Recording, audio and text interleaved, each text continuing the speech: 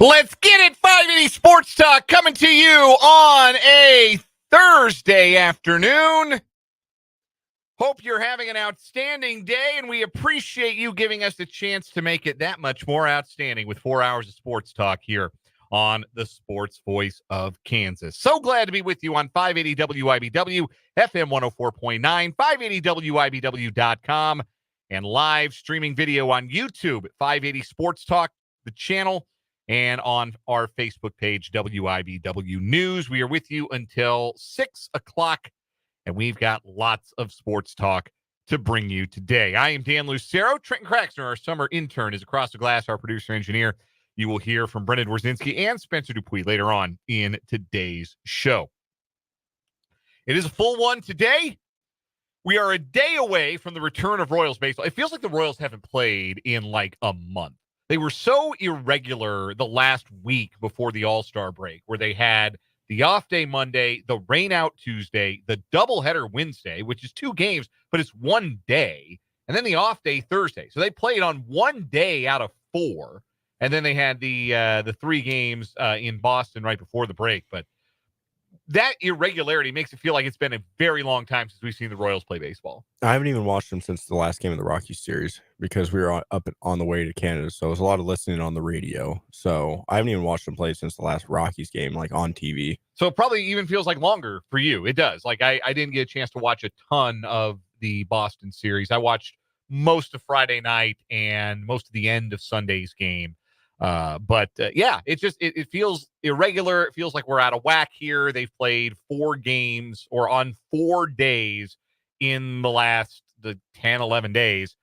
We're ready to return to the routine of having Royals baseball. And we will tomorrow when the Royals begin a 9-game homestand with the first of 3 in a 3-game series against the Chicago White Sox at Kauffman Stadium. And a day before that, thought we'd look ahead and ask the big questions about this Royals team as they approach the second half in the mix for a playoff spot within shouting distance of the top of the American League Central. What are the big questions about the Royals? The questions where the answers may determine whether or not they play October baseball for the first time in 9 years. Trenton and I will ask those here as we get things rolling on 580 Sports Talk. And we'll wonder about the other AL Central contenders, too. What's their one big question as they go into the second half? And we'll talk Royals baseball this hour with Max Rieper. He's the editor-in-chief of Royals Review, royalsreview.com.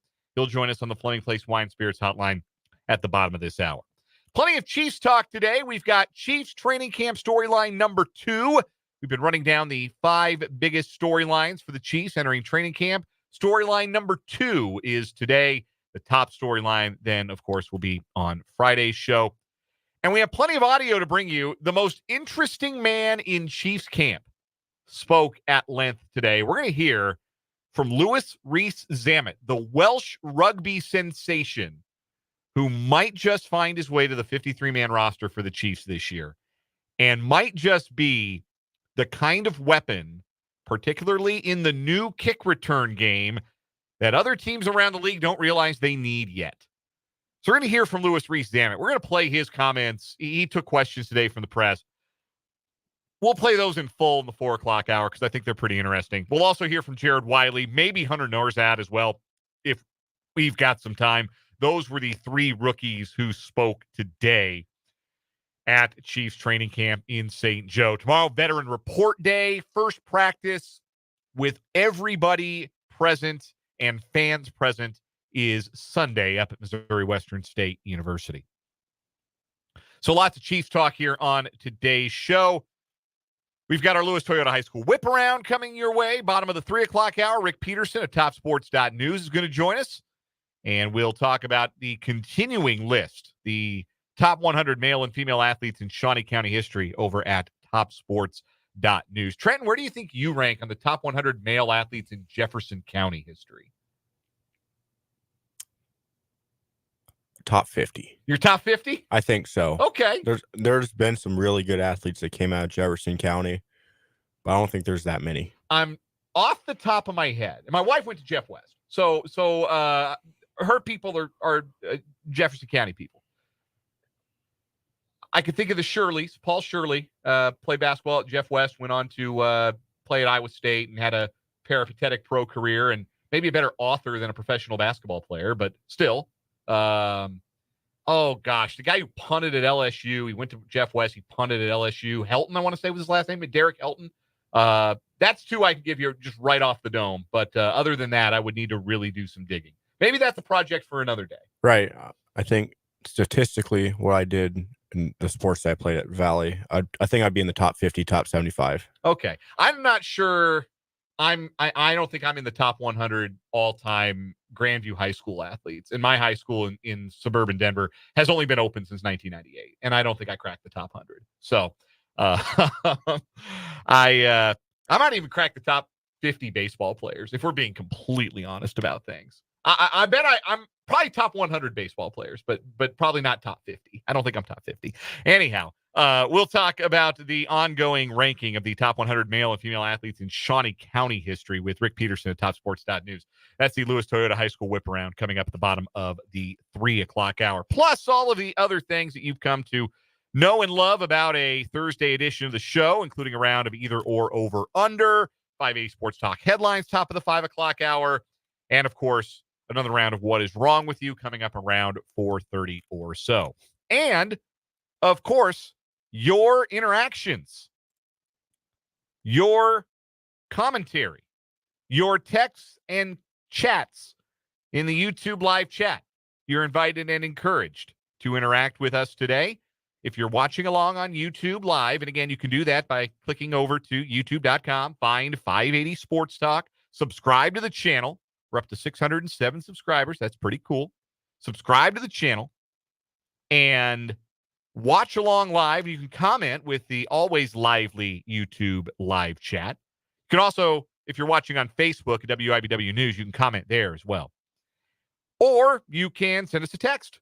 Top City Metal Supply text line is open for business, and you can hit us up on the Top City Metal Supply text line, 785-272-9429. From construction sites to renovations, from the farm to the garage, Top City Metal Supply understands the value of precision and cost efficiency. No more wasted materials, no more wasted money, just metal cut to the exact size you need. Top City Metal Supply, located on South Topeka Boulevard, just north of Forbes Field. Did you see the Royals release their 2025 schedule today? I did see that. We're going to get there. I think we'll get there in the in the 5 o'clock hour for headlines. I'm disappointed that the Rockies trip to Kansas City is a midweek in April. I haven't looked too closely. I know they opened against the Guardians after the past couple years. They've opened against the Twins after opening against the Guardians couple years before. The Royals have the last couple years have started the year at home with a homestand. That's kind of weird, but they end the year with a 6-game road trip again at Los Angeles and against the Angels, and then versus the ATHs, the Oakland A's, which I had to figure out. I was like, is that a typo for the Braves? Because who knows where they're going to play next year? Are they going to be the Sacramento A's? But they end out on the West Coast for the last 6 games of the regular season next year again, just like this year, where they'll be at Washington and Atlanta this year on the East Coast. But yeah, we can talk about that later. I do not like that. I do not like ending with non-divisional games, but again, I know somebody has to. Just bummed that the Rockies games are midweek in April, because I kind of had my eye on. I knew Colorado was coming to Kansas City next year. Kind of had my eye on that for Asher's first baseball game, but it's going to involve probably my wife taking a day off of work playing hooky. So we'll see if we can make that happen. But anyhow. We'll get to that in the 5 o'clock hour. Lots of stuff to get to. 4 hours in which to get to it here in the Kansas Drive to Zero studio on 580 Sports Talk. Let's start with those Royals. Let's start with the here and now. 52-45, exiting the All-Star break, getting set to resume play tomorrow night at home against the White Sox. 7 games out in the Central, 2 games behind Boston for the final wildcard spot. These are the biggest questions I have about the Royals down the stretch. First question is, how long can the starters keep this up? And I don't necessarily mean just the quality of starts that we've seen from the starting 5 for the Royals. I mean the availability.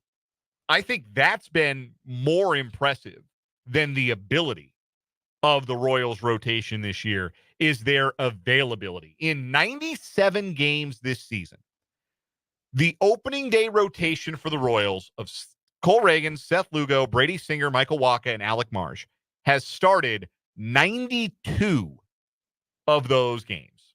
92 of the 97 games. 3 starts for Daniel Lynch the fourth, 1 start as the opener for Dan Altavilla, and 1 start for Jonathan Bolin.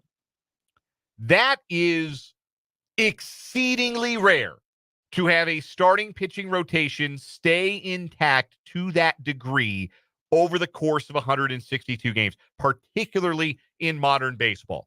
Cole Reagans has already set a career high for innings pitched, I believe. He's at 116 and 2/3 innings pitched. That is by 20 innings, a career high. Seth Lugo is less than 20 innings away from setting a new career high of his own. His previous high was 146 last year with the Padres. He's at 127. Michael Wacha is at 89 and a third, and it's with a couple of missed starts due to injury.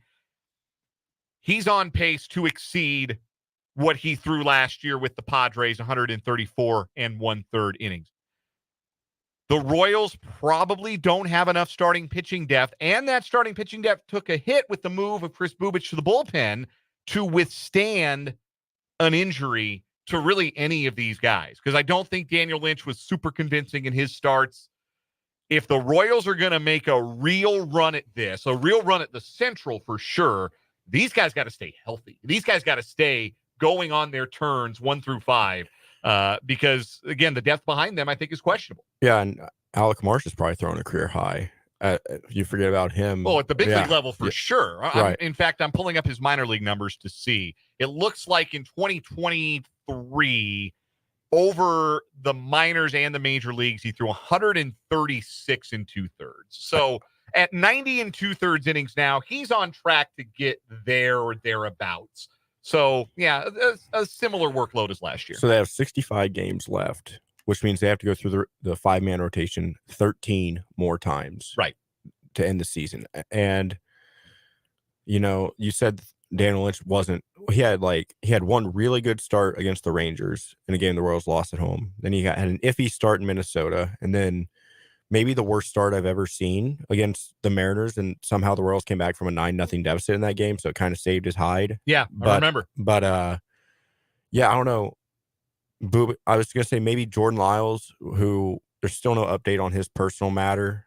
Maybe he comes back and you could float a 6-man rotation or have guys use openers, because you're right. You do have to keep those guys healthy. If you're really, truly thinking about being a playoff team, they're going to have to be healthy. You're going to have to limit their innings, which in case, okay, Cole Reagan's just cooking.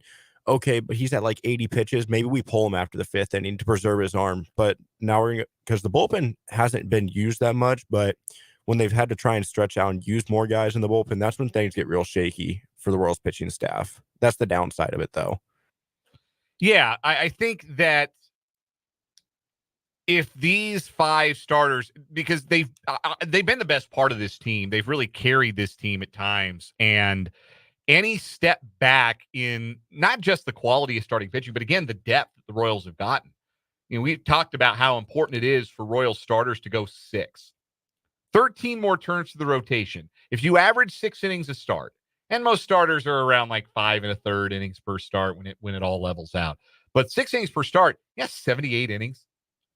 That would put Cole Reagans, for example, at over 190 innings pitched. That would put Seth Lugo over 200 innings. Put Brady Singer at a career high. It would put Michael Wacha, I believe, at a career high, close to it. Career high is like 160 some. So the Royals are going to have to maybe manage it a little bit. Maybe they are going to have to say, "Hey, we're going to give these guys an extra day, an extra day off on their next turn through the rotation, and go with an opener or a bullpen day, or Bubic for 2 innings and then patch it together with a long man that's called up." I don't know how they want to massage it, but I don't think that saying, "Well, we're just going to get 190 innings out of Lugo and Reagans," I don't know that you can count on that. I think if the Royals get that, that's going to be great news. That's going to be really good news for their playoff hopes if they get that kind of length from those guys. But then you don't want to burn out in the postseason, though. Like, I felt like the Orioles pitching staff, who was really good last year. And I think most of those young guys really got burnt out in the postseason. That's why they got swept out by the Rangers, because those young guys were tired. And I think that's why they made a move to go get Corbin Burns at the beginning of this year, a veteran guy that can kind of buoy that staff. Yeah, that's helped them a lot. And some of their younger guys, like, if it's your first year throwing that many innings, it's natural to kind of burn out toward the end. I think it's what happened like Grayson Rodriguez for them last year, Dean Kramer, those guys.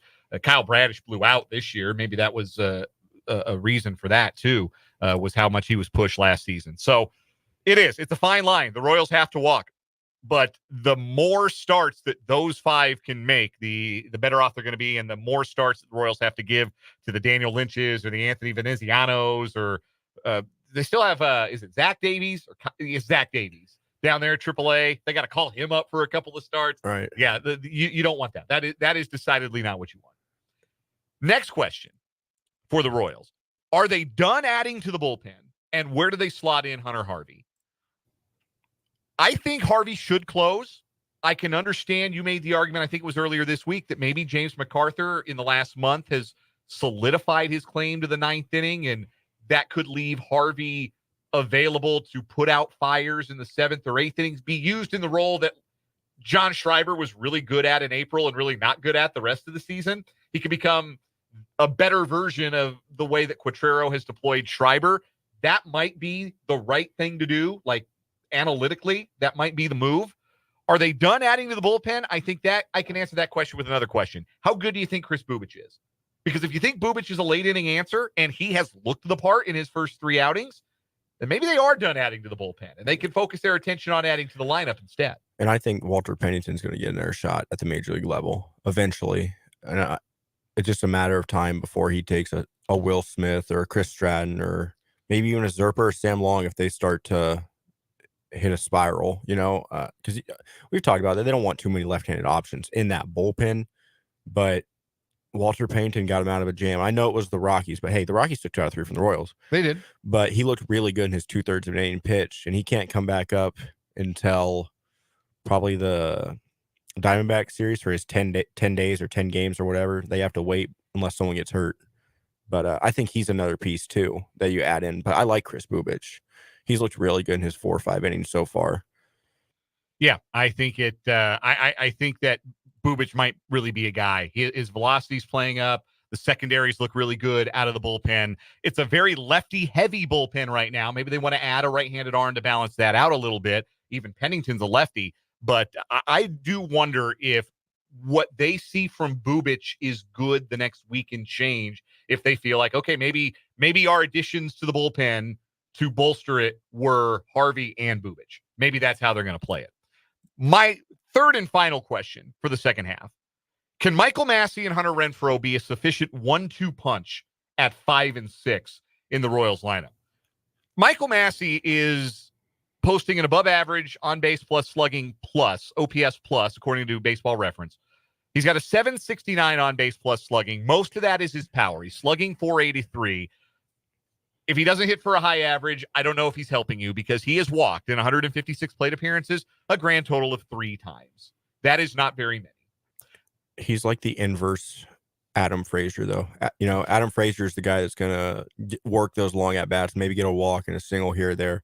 But on the flip side, Michael Massey is the guy that could take you out of the park, So right. I think they are like peanut butter and jelly. They kind of balance each other out. And, I mean, you're not going to have both of them in the same lineup, but depending on what day, I think you could, because they're both left-handers on the batting side, that they could flip-flop depending on what type of player they want in that day, maybe.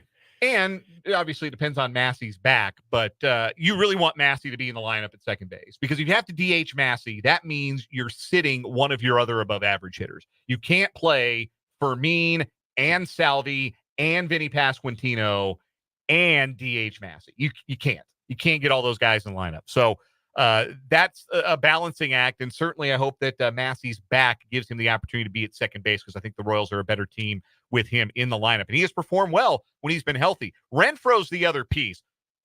In his last 35 games, 123 plate appearances, Hunter Renfroe's hitting 306 with a 374 on base and a 541 slug, with 11 doubles, 5 home runs, He's driven in 15 runs in that time frame. Now, his season numbers still don't look great. Still just a 685 OPS on the season. But if he can be, again, I don't think he needs to be a superstar. If he can be just a league average hitter in that sixth spot with some right-handed pop, I think that lengthens the lineup in the way that you need to lengthen the lineup. And then the Royals can focus their energies on adding somebody at the top of the batting order, figuring out the top of the order. And I know that was one of your questions, was kind of related to the guy who has been at the top of the order this year. Yeah. I think Renfroe is going to cool off. I don't think he's going to, unless he, like, no, I don't think he's going to get 300 the rest of the year either. It's the Royce Lewis, Barry Bonds comparison. You know, how much longer can he keep it up? I think he will be an average hitter, though. I'm not saying he's going to be what he was in the month of April when he was like 0 for 30 to start the year or whatever. Right. I think he will slide back down a little bit, but as long as he's an average, because he's a good right fielder. Good arm. Yeah, really great arm, which makes up for his below average range. But you kind of mentioned, I'll just ask it. Does Maikel Garcia turn around in the second half? And I think if he does, the Royals have a really good shot to be playing in October. But if he doesn't, it's gonna be a tooth and nail climb. They've got to get the leadoff spot figured out. They have got to get somebody who can consistently, or at least more consistently, get on base in front of Witt and Pasquantino and Perez, because those guys have proven they can get the job done driving in runs, being run producers. But it's really hard when the guy in front of them has been an automatic out. And that's what Maikel Garcia has been for the better part of this season. There have been a few hot streaks here and there, a hot week here, a hot week there. He had like an 11 or 12 game hitting streak at one point, I want to say in May or June. But on balance, you can't get a 282 on base percentage out of your leadoff hitter. You've got to have a better option than that. And I don't know who the better option is on this roster. Frankly, I don't think they're on the roster right now. I think that's what the Royals have to go and get. If they went out and their first move was late inning reliever, they needed that. Good on them for identifying that and going and getting it. Now they've got to go get an igniter. They have got to go get a guy at the top of the order who can get on base. They don't have to be super fast. They just need to be on base when Bobby Witt Jr. hits the ball over the fence. Or they need to get to third base so Vinny Pasquantino can hit a sac fly and chase Gil Hodges' record for sac flies in the season.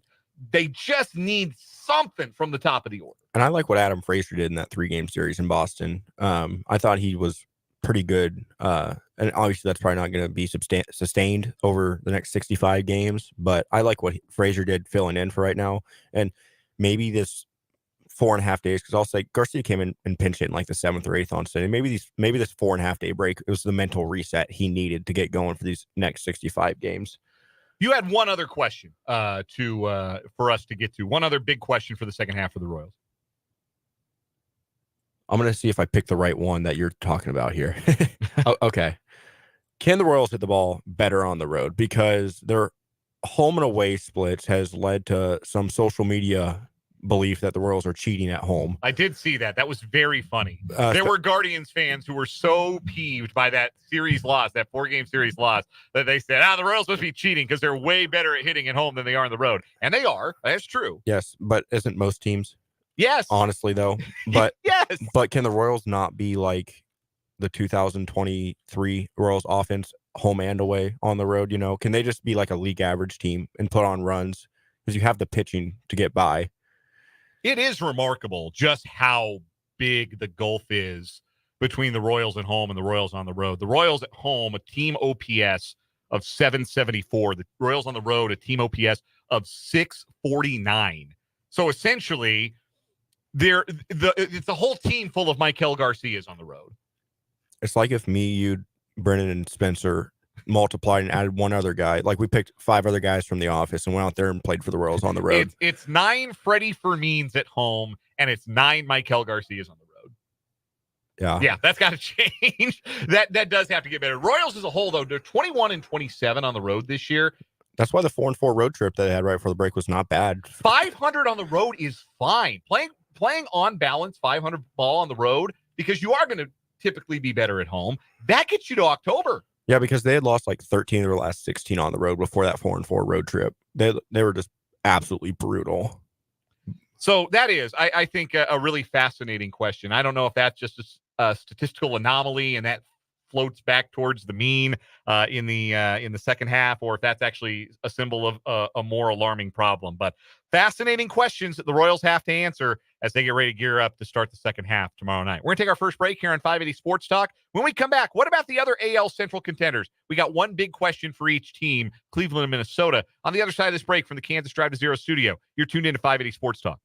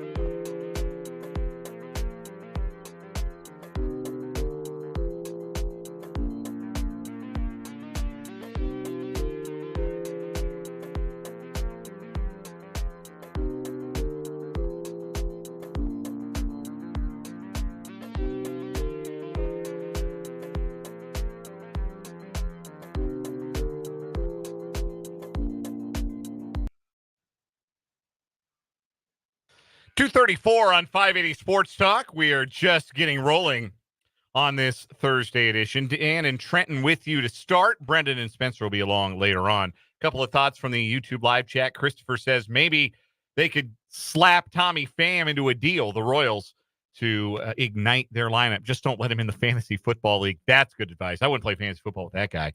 Mark on the YouTube as well. The Royals definitely need a better leadoff guy, but who do you get? Tommy Pham's a good idea. A couple of targets from the Angels we brought up before. Taylor Ward would slot in there nicely. Luis Rengifo, once he's healthy, I think would be an option there as well. So we've asked the big questions for the Royals. What about one big question for both of the other AL Central contenders? Cleveland's up by 4.5 games on Minnesota and by 7 games on Kansas City. For Minnesota, Trent, you did the research on this. It's really kind of staggering how much Minnesota's been what they would call a flat track bully. They're beating up on the bad teams. Yes. I just was doing the numbers over the break. They've played both of their series against the New York Yankees this year. And I will say they played them before that. They lost like 20 of their last 30 before the break or whatever it was. But they went 0-6 against the New York Yankees. They're 0-3 against the Baltimore Orioles so far this year, and they still have to play. They get to play them at home in August, and they're currently 0-5 against the Cleveland Guardians, and they have 8 left with them. One game they have a doubleheader at some point because one game got rained out. That's 0-14 against the top 3 teams in the American League. So, can they turn it around and like start beating those actual good teams? Because, like you said, they feasted on the poor teams. So, can they turn around? Are they an actual contender, or do the Royals have a real shot at catching them?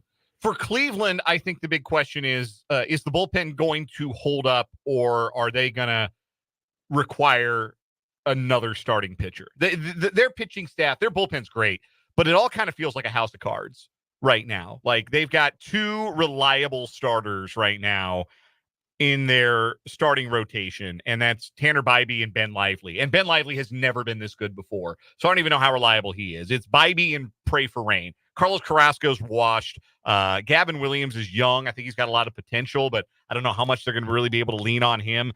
They acquired Spencer Howard. That didn't work out. Immediately did not work out.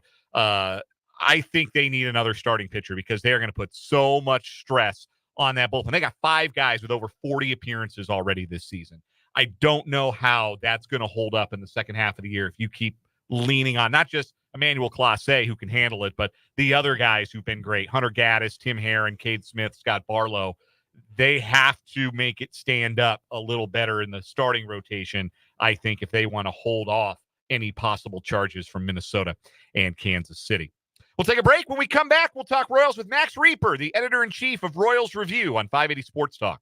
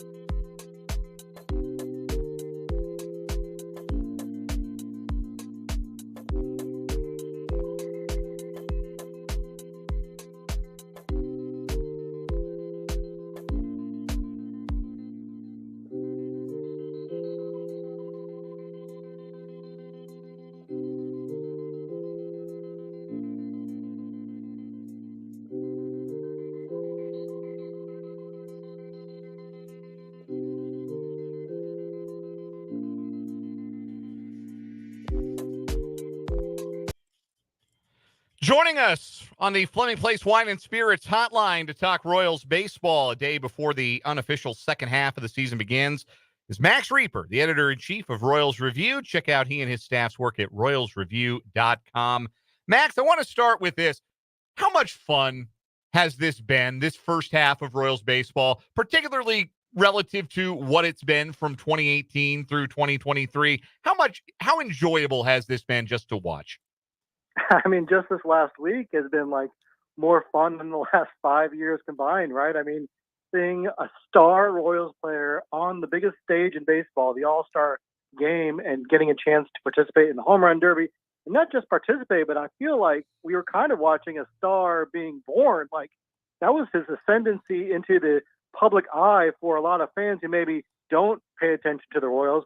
And he really just ate it up. I mean, you could see the joy on his face participating in that derby when Michael Buffer's introducing him for the finals, and then to end it the way he did. I mean, imagine how nuts that place would have gone had he put that last one out. But just a thrilling ending, and that's just really great to see him being able to have that moment, that experience, and really do all of us proud as Royals fans to have him on the big stage like that. And then of course the All-Star game itself, to have all four Royals in at the same, getting them all in the same couple innings there. The Bobby and Salvi and Seth and Cole can all play together. I think that was really neat. It was something we haven't seen here in a really long time. So yeah, I imagine telling a Royals fan a year ago, oh yeah, we're gonna have four All-Stars in the All-Star game. They're all gonna be very deserving, and then one of them is gonna be one of the biggest stars in the game, participating in the home run derby. I think that would just kind of blow anyone's mind a year ago when this team was on its way to 106 losses. So this has been a fun week. I enjoy it as much as you can, because these kind of players, these kind of moments don't necessarily come around every day. As we look back on the, again, unofficial first half, the All-Star break is always like you split the season in two from there, but the Royals played 97 games, well over half of their games. From the first half of games, what has been the biggest surprise to you? Oh, without a doubt, it's been the starting pitching, right? I think we knew this team invested in pitching in the offseason, and you looked at Seth Lugo, and you look at Michael Walker, and you said, okay, I mean, they're not like studs or anything. They're not $100 million guys. They're not Blake Snell or any of the big names that signed out in the offseason, but you're like, well, they can give us a measure of competency, right? And that's what we're really needing. We need guys who can go out there, give us 6 solid innings, not, keep us from having to go to the bullpen too early and often, and keep us in ball games. And yet they have exceeded our wildest expectations. Lugo in particular, but Walker's, he's kind of been overlooked because Lugo's been so good, because he's been pretty solid as well. So just to have the starting pitching perform as well as they have, Cole Reagans, we saw a glimpse of it at the end of last year, but for him to carry that over and become a stud, one of the best pitchers in the game, has really been a nice surprise. And I think we got to give our due to Brian Sweeney and the pitching coach, staff that have really worked with these guys. I love seeing these pitchers collaborate in the dugout in between innings. You feel like there's so much knowledge being shared with some of the younger guys like Alec Marsh, and it's been such a benefit. So the starting pitching has been outstanding, and I think it is sustainable. I think, I don't know if Lugo's going to lead the league in ERA by the end of the year, but he's definitely proven he's a pitcher with a deep arsenal that is able to be smart on the mound out there and keep hitters off balance. And I think he's got an approach that's going to have success down the stretch, which the Royals will absolutely need. On the flip side, Max, what has been the biggest disappointment for the Royals through the first half? I thought some more young hitters would take a step forward. I think you look at guys like MJ Melendez, and even to an extent Vinny Pasquantino, who's played well aside from his first couple of weeks when I think he was still trying to come back from that elbow injury. But he hasn't really, I thought he would be in the contention for an all-star spot at this point, and that hasn't been the case. He's still been okay, but hasn't taken that jump to the next level. But certainly MJ Melendez has been a big disappointment. I know he's come around a little bit the last few weeks, but now he's on the injured list. That's certainly going to interrupt his season, and hopefully it won't be too much of a setback. But then Maikel Garcia, another guy I was pretty high on going into this year, to see him really regress, and it seems like he's pressing and doesn't really have a good idea of what he's doing at the plate right now. That's been a big disappointment. Michael Massey having more injury problems, which have been an issue with him since he was drafted. That's certainly a disappointment. So I thought we would see maybe a few more hitters take a step forward, and that hasn't happened. And I think that's going to bear more scrutiny on. We talk about the praise for Brian Sweeney, probably a little more scrutiny on hitting coach Alex Zumwalt and his staff, that these young hitters, aside from Bobby Witt Jr., who has kind of a remarkable talent, these other guys haven't really taken the step forward that they need. We're talking to Max Rieper. He's the editor-in-chief of RoyalsReview.com, joining us on the Fleming Place Wine and Spirits hotline here on 580 Sports Talk. Royals have already made a pre-trade deadline move. The couple of days before the end of the first half, they acquired Hunter Harvey, right-handed reliever from the Washington Nationals. What were your thoughts on what it cost the Royals to get Harvey, and do you see him being deployed in the ninth inning, or do you think he might be more of a fireman for this team? Well, they said, initially that, look, we're not going to necessarily bump James MacArthur from the closer role right now. I think it gives them another option, though, because we know MacArthur doesn't exactly have a long track record of closing out games. He's looked a bit shaky in his outings this year, so that gives them another option. Harvey saved 10 games last year with the Nationals. So it's nice to kind of mix and match. And if MacArthur goes through another rough patch, they can turn to Harvey. I don't mind what they gave up. I think Caden Wallace is one of those guys. I know a lot of, prospect hounds were pretty high on him. I saw his numbers, and they're okay. They're certainly not bad, but I didn't get blown away like he's going to be some all-star in the future. He might be a nice solid player at some point, but you have to be willing to give up those kind of players, I think, to get good value, especially when you have a guy like Harvey who's not a rental. They're going to have him for next year as well, and they'll be able to kind of fill out the bullpen for next year. And then giving up a draft pick, you don't like to give up draft picks, especially when you're a small market team and need a steady pipeline of talent. But this was considered, not a great draft. So again, giving up the 39th pick in the draft maybe doesn't mean as much as it might in other years. And it's still, I think we're still kind of trying to figure out what these draft picks are worth, since you can only really trade one round of picks, the competitive balance picks. I don't know why they let those picks be traded, but no other picks. That might be changing down the road. But, it's hard to kind of figure out what the value is for that, especially since so many players in the MLB draft don't make it. And it's such a crapshoot. Like, what is it worth? It's kind of like buying a lottery ticket. So I don't mind them giving up that pick so much, especially if they are trying to kind of move into a competitive phase rather than a rebuilding phase. So to get a guy like Harvey, who he hasn't pitched well the last couple of weeks, I'm not going to lie, he's really struggled. I have a couple friends who are Nationals fans. They're like, yeah, he's been a little shaky the last couple of times out. But you look at his track record over the last 2.5 years, guy that can bring it with good velocity, can definitely miss bats, which is something they really need in that bullpen. Somebody who can come in the middle of a jam and strike a hitter out. That's what he provides. And I think, I know they've done their homework and they've looked at his last couple outings. I'm sure they feel like there's something they can fix there to get him back on track. And it'll be nice to have that extra bullpen arm. I don't think they're done. I think they're going to add another reliever here before the trade deadline. Probably another guy that they'll have for next year as well. And we'll have to see if they can get that done. What about offensively? What do you suspect the Royals would be targeting if they're able to add a bat before the deadline? Are they looking for a lineup lengthener, or are they looking for somebody who can step in and maybe set the table for the Thunder in the middle? That's a good question. I mean, ideally both, there's one of each. But it's going to be hard because it's not a great market right now for hitters. There's a couple of good, solid on base guys you could get, and you're probably looking more at the rentals in that market. So a guy like Mark Canha with the Tigers, Tommy Pham with the White Sox, someone like that, a veteran who probably won't take a whole lot to get them, and they're only here for a couple of months, but they can give you some on base, be at the top of the lineup if you need them, or maybe in the middle, the 5-6 spot, lengthen that lineup a bit, because they really need someone to add to the bats they have right now, especially if Melendez is going to be out. I wouldn't expect that he's out a whole lot, but we don't know how he's going to respond when he comes back. I think what they're targeting to is they're going to look for positional versatility, right? I think they were feeling confident about Melendez the last couple of weeks. I think Hunter Renfroe has gotten back on track. So maybe a third baseman, since Michael Garcia has been playing a lot more second base lately. Maybe a third baseman that can play outfield if they need it, or a right-handed bat that can maybe ease the burden off Melendez against tough lefties. So I think they're going to look for someone who's a little flexible with his positional assignments, which could be hard to find. So I don't know if there's going to be a good match out there for them. And I wouldn't expect them to find a long-term solution in that respect. Although there's been rumors about them being interested in Jazz Chisholm of the Marlins, who plays outfield but has been playing some second base lately. So it would take a lot to get someone like him, and he certainly has some red flags with his game, but would also provide a nice top of the order kind of hitter that could be here for a long time. Couple more questions for Max Rieper, the editor-in-chief at RoyalsReview.com, joining us on the Fleming Place Wine and Spirits hotline on 580 Sports Talk. I'd love to get your thoughts on the number 6 overall pick in this week's MLB entry draft, Jack Caglione out of the University of Florida.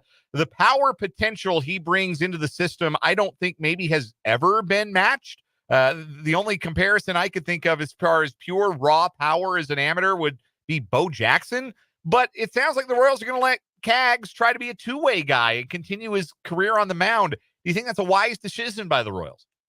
Well, yeah. First of all, yeah, that's the first name. When you said that, the first name I thought of was Bo Jackson. I mean, there's a video clip of Caglione taking batting practice with a wood bat, and he's just hitting moonshots. And the sound that the ball makes when it hits his bat it's like the loudest crack you've ever heard. It's such a beautiful sound. And you're right, the Royals haven't had anything like this.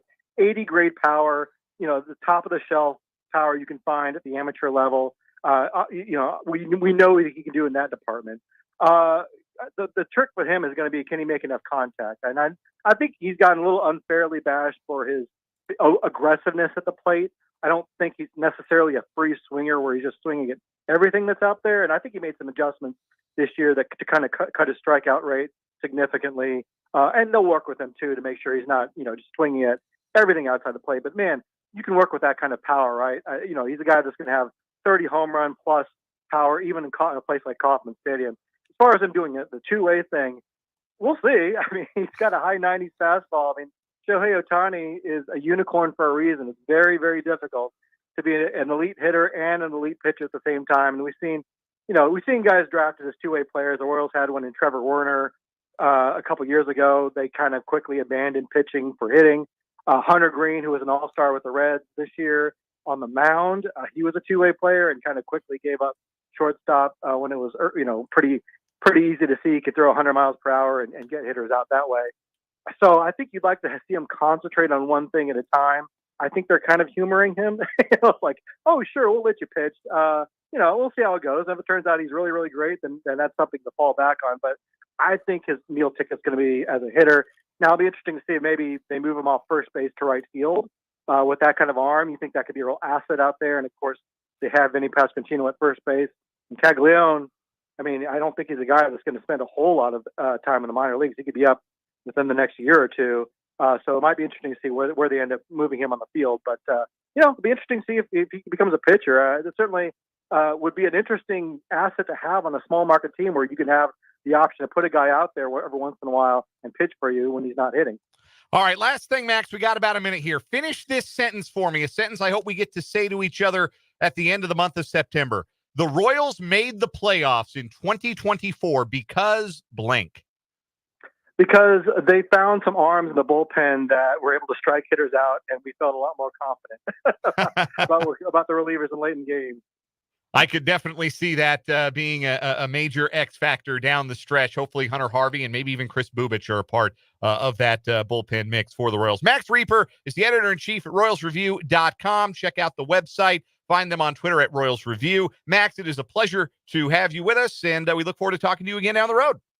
All right, thanks a lot, guys. Appreciate it. That is Max Rieper. Appreciate him taking the time on this Thursday afternoon to talk Royals. He sees the bullpen as being the big key for the Royals down the stretch and perhaps the X factor in them making the postseason for the first time since 2015.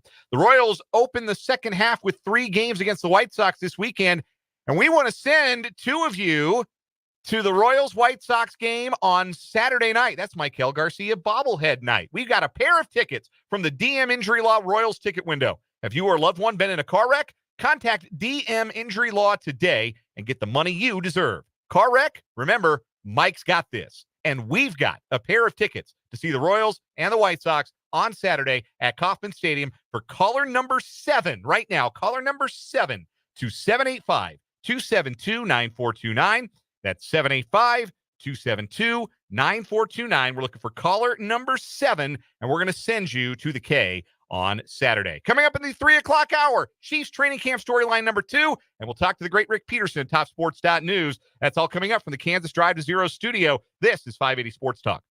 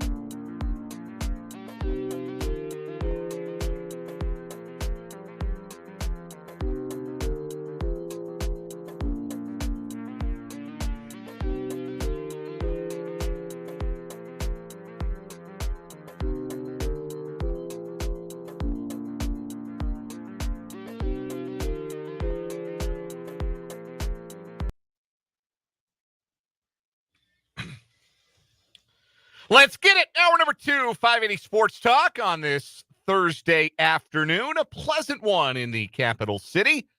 I am Dan Lucero. Summer intern Trenton Kraxner is across the glass. He is our producer-engineer. You'll hear Brendan Dworzinski and Spencer Dupuy's voices, and if you're watching on video, you'll see their smiling faces later on today's program. We're glad you're with us on 580 WIBW, FM News 104.9, 580 WIBW online across the world, and the aforementioned video stream. I haven't done the pageant wave in a while. It's not a very good pageant wave, but I'm going to do it into the camera.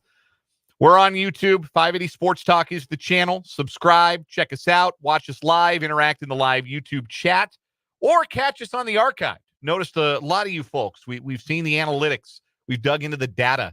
A lot of you folks like to go back after we're done, or maybe check us out the next morning. You're not maybe able to catch us live on the video. You double back. You get back with us at another time. That's what it's for.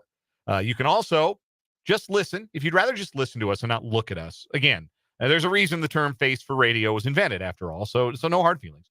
You can always listen to hour-by-hour breakdowns of this show on our podcast page at 580WIBW.com.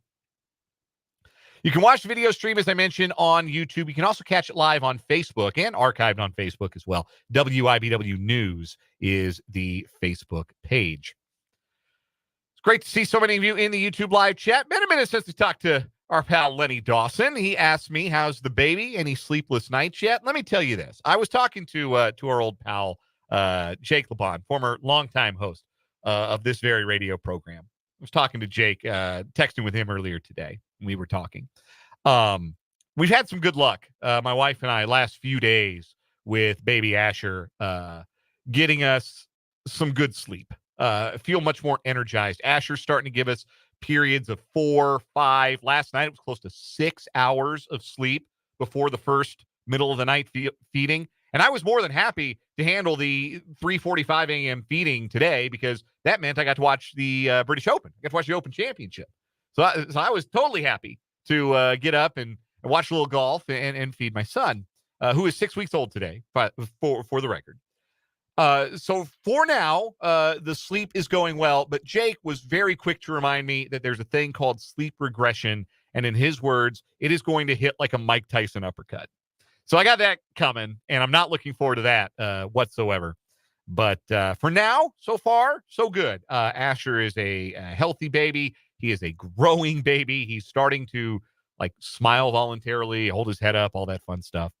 This has been Talking Dad stuff with Dan, the only active parent on the 580 Sports Talk crew. So appreciate the question. Appreciate you tuning in, being a part of the YouTube live chat. You can also, of course, hit us up on the Top City Metal Supply text line at 785-272-9429. I saw another comment that Mark put out about talking about Cleveland, the Guardians schedule. Yeah. They have the hardest schedule remaining out of anyone in the MLB for over these next 65 to 70 games, however many teams have in the regular season. That's right. Good shout, Mark. It is. It's the hardest by opponent winning percentage, right? Correct. Yeah. I think that's the metric they used. And the Royals are like 17th. They're like middle of the pack, and Minnesota's one spot above them, because he was unsure about where Minnesota ranks in that as well.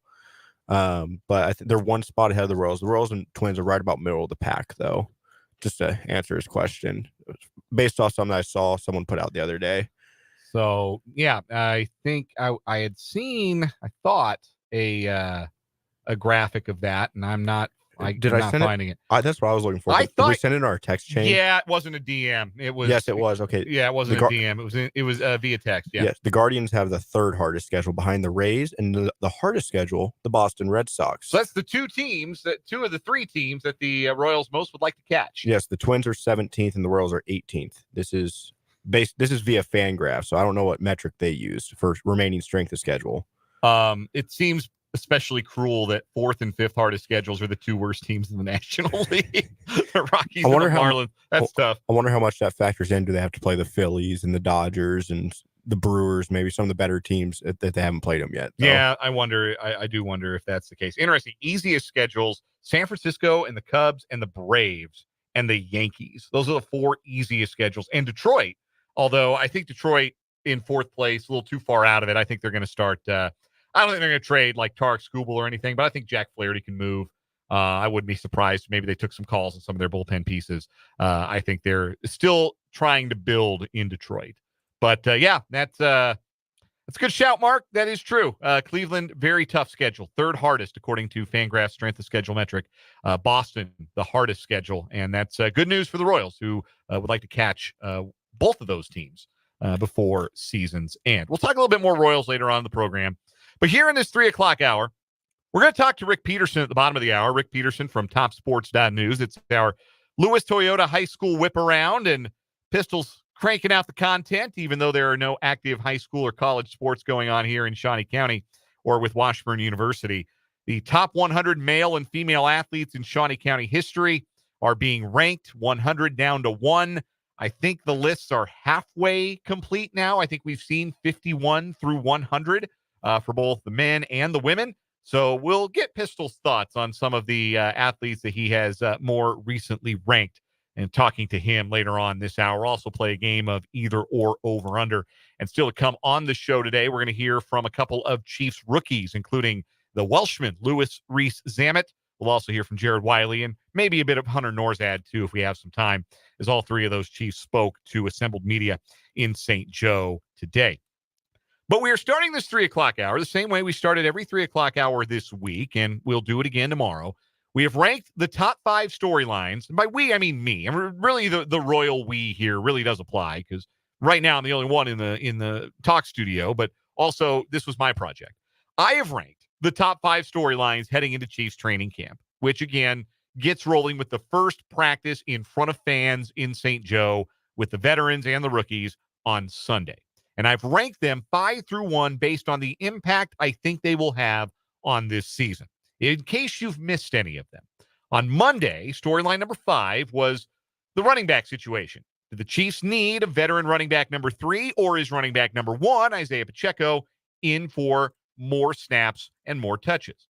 Storyline number 4 is the new special teams rules and how the Chiefs, with a veteran special teams coach, might be on the cutting edge of exploiting the kickoff rule in a way that might buy them some hidden yards and some hidden big plays to stay a leg up on the rest of the NFL.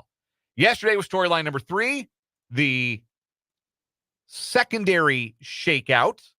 I wanted to make sure I said that right without tripping over any of those S's. How the secondary shakes out after the loss of L'Jarius Sneed, and which young safeties / cornerbacks are going to emerge this year. Today, we have arrived at storyline number 2, the second biggest Chiefs training camp storyline. And it is, with a nod to Sandra Bullock, the blind side. Who protects Patrick Mahomes' blind side in 2024? You can write in pen right now at the top of the Chiefs 2 deep at just about every position. Now, like, personnel groupings are going to change who starts a game here and there, but you know who's starting at 4 of the 5 offensive line positions. You know who's at the top of the receiver depth chart. You know who tight end number 1 is. You certainly know who's starting at running back and quarterback. On defense, I think you have a pretty good idea who it's going to be at defensive tackle and defensive end. And at the linebacker spots, the traditional 3 linebackers, Bolton, Tranquil, Chanel. The safeties, I think, are pretty obviously going to be Brian Cook and Justin Reed. The cornerbacks will be Trent McDuffie. And it sounds like Joshua Williams, particularly with Jalen Watson on the PUP list to start camp. It sure seems like Williams is going to be the other guy opposite McDuffie. And, of course, you have different positions. You've got rotations and all of that. But top line starters for the Chiefs are pretty well set in stone, except for one, and that's the left tackle. And maybe it's not quite as prominent a position as it used to be. Back when I made the joking reference to the movie The Blind Side, but back when that book was published, other than quarterbacks, there weren't any players more highly paid in the NFL than left tackles. That was the spot that was the most valuable on a team, because if you were investing in your quarterback, you had to make sure his blind side was protected. Now, the way the modern game is played and the way that quarterbacks now have evolved and become much more, I shouldn't say quarterbacks have evolved. They've always been mobile quarterbacks, but mobility now is the norm among the starting quarterbacks in the league. That there are a lot fewer statues. There are a lot fewer Drew Bledsoes and Vinny Testaverdes out there these days. That's a dying breed, right? The modern quarterback is much more versatile and much more mobile. And with that, that means the pocket moves a lot more, which means it's every bit as valuable to have a good right tackle as it is to have a good left tackle, even if your quarterback is right-handed, even if that's not the quote-unquote blind side. Still in all, you'd rather have a good solution at left tackle, because when you don't, whether it's for a given game, like, I don't know, the Buccaneers-Chiefs Super Bowl, you don't have a good solution at that position, you might have a bad time, even if you have a quarterback who's as mobile and who's as much of a magician as the Chiefs quarterback is. So, yeah, the Chiefs need to find out who their left tackle is going to be. They've got two options going into camp. Wanye Morris is a safe pick because he's been there on the team and he got to play some last year for the Chiefs. When Donovan Smith, I blanked on his name there for just a second. When Donovan Smith was injured last year, Wanye Morris had the opportunity to start some games at left tackle. He ended up playing 30% of the Chiefs' offensive snaps last year and officially started 4 games for the Chiefs. Played in 14 and started 4. And Wanye Morris was fine. Wasn't a revelation. Wasn't a disaster. For a rookie left tackle taken in the 3rd round with the 92nd overall pick, I think Wanye Morris was about what you would have expected. There were some ups. There were some downs. There were some games he played well. There were some reps he got beat. Wanye Morris played his college football at Oklahoma, and Oklahoma offensive linemen are renowned for coming into the league ready to play. And I'll say this for Wanye Morris, he didn't look like he couldn't play. He didn't look like, if you had to start him at left tackle for 17 games, moving forward, like, it wasn't anything the Chiefs wanted to do as a rookie. That's why Donovan Smith was there in the first place. But moving forward, you sort of felt like, okay, if Wanye Morris is a long-term solution at left tackle, that might be fine. Do you trust the future of the franchise? Do you trust the franchise, Patrick Mahomes, with might be fine? Don't think the Chiefs did, because they went out and they took a left tackle in the 2nd round of this most recent draft. And Kingsley Suamataia is the projection pick, the tools pick, the athletic upside for Suamataia. And you can push back on this if you think I'm being overly optimistic or if I'm overrating the athleticism and the physicality and the nastiness that shows up on tape when you watch him play, when you watch some of his BYU tape. The athletic upside to me is all pro left tackle. But there is a rawness to him where he doesn't maybe come in as polished as Wanye Morris even did as a rookie. So it's a valid question and a valid concern about what level of play you're going to get and what level of consistency you're going to get on a down-to-down basis from a rookie left tackle like Kingsley Suamataia. There are some left tackles you draft them, like your first-round left tackles, your Joe Alts out of this year's draft, your Eric Fishers, to use the most prominent Chiefs examples. Your first-round left tackles are plug and play. They're ready to go. You get a tackle outside the first round, generally speaking, that's not somebody you want to play right away as a rookie unless you really, really believe in the upside. So that's the question for the Chiefs. Is it the safe play or the projection play at left tackle in 2024?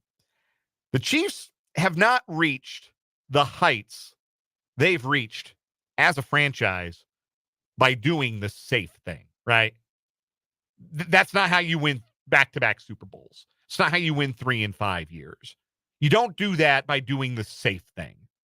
Drafting Patrick Mahomes, go all the way back to that, the foundational moment for this franchise and this current dynasty that they're in the middle of. That was not the safe thing to do. He was not the safe quarterback to pick. Trading up in the draft was not the safe thing to do. The Chiefs did it, and they're reaping the rewards. So the Chiefs aren't here by being safe. But I think you can make an argument that safe is smart at left tackle when the downside is putting football's best player, the biggest difference maker, the greatest winner in the game, in peril on a snap-by-snap basis. I will say this. I consider it a vote of confidence that the Chiefs have not brought in a veteran left tackle. Donovan Smith is still a free agent. David Bakhtiari doesn't have a home. There's another name or two that I think are still out there on the market, maybe Charles Leno, somebody like that. There are some veteran left tackles, veteran guys on the market who've started NFL games at left tackle, more than the combined 4 NFL starts at left tackle that Wanye Morris and Kingsley Suamataia have, that are out there, that are available. And the Chiefs haven't brought one of them in.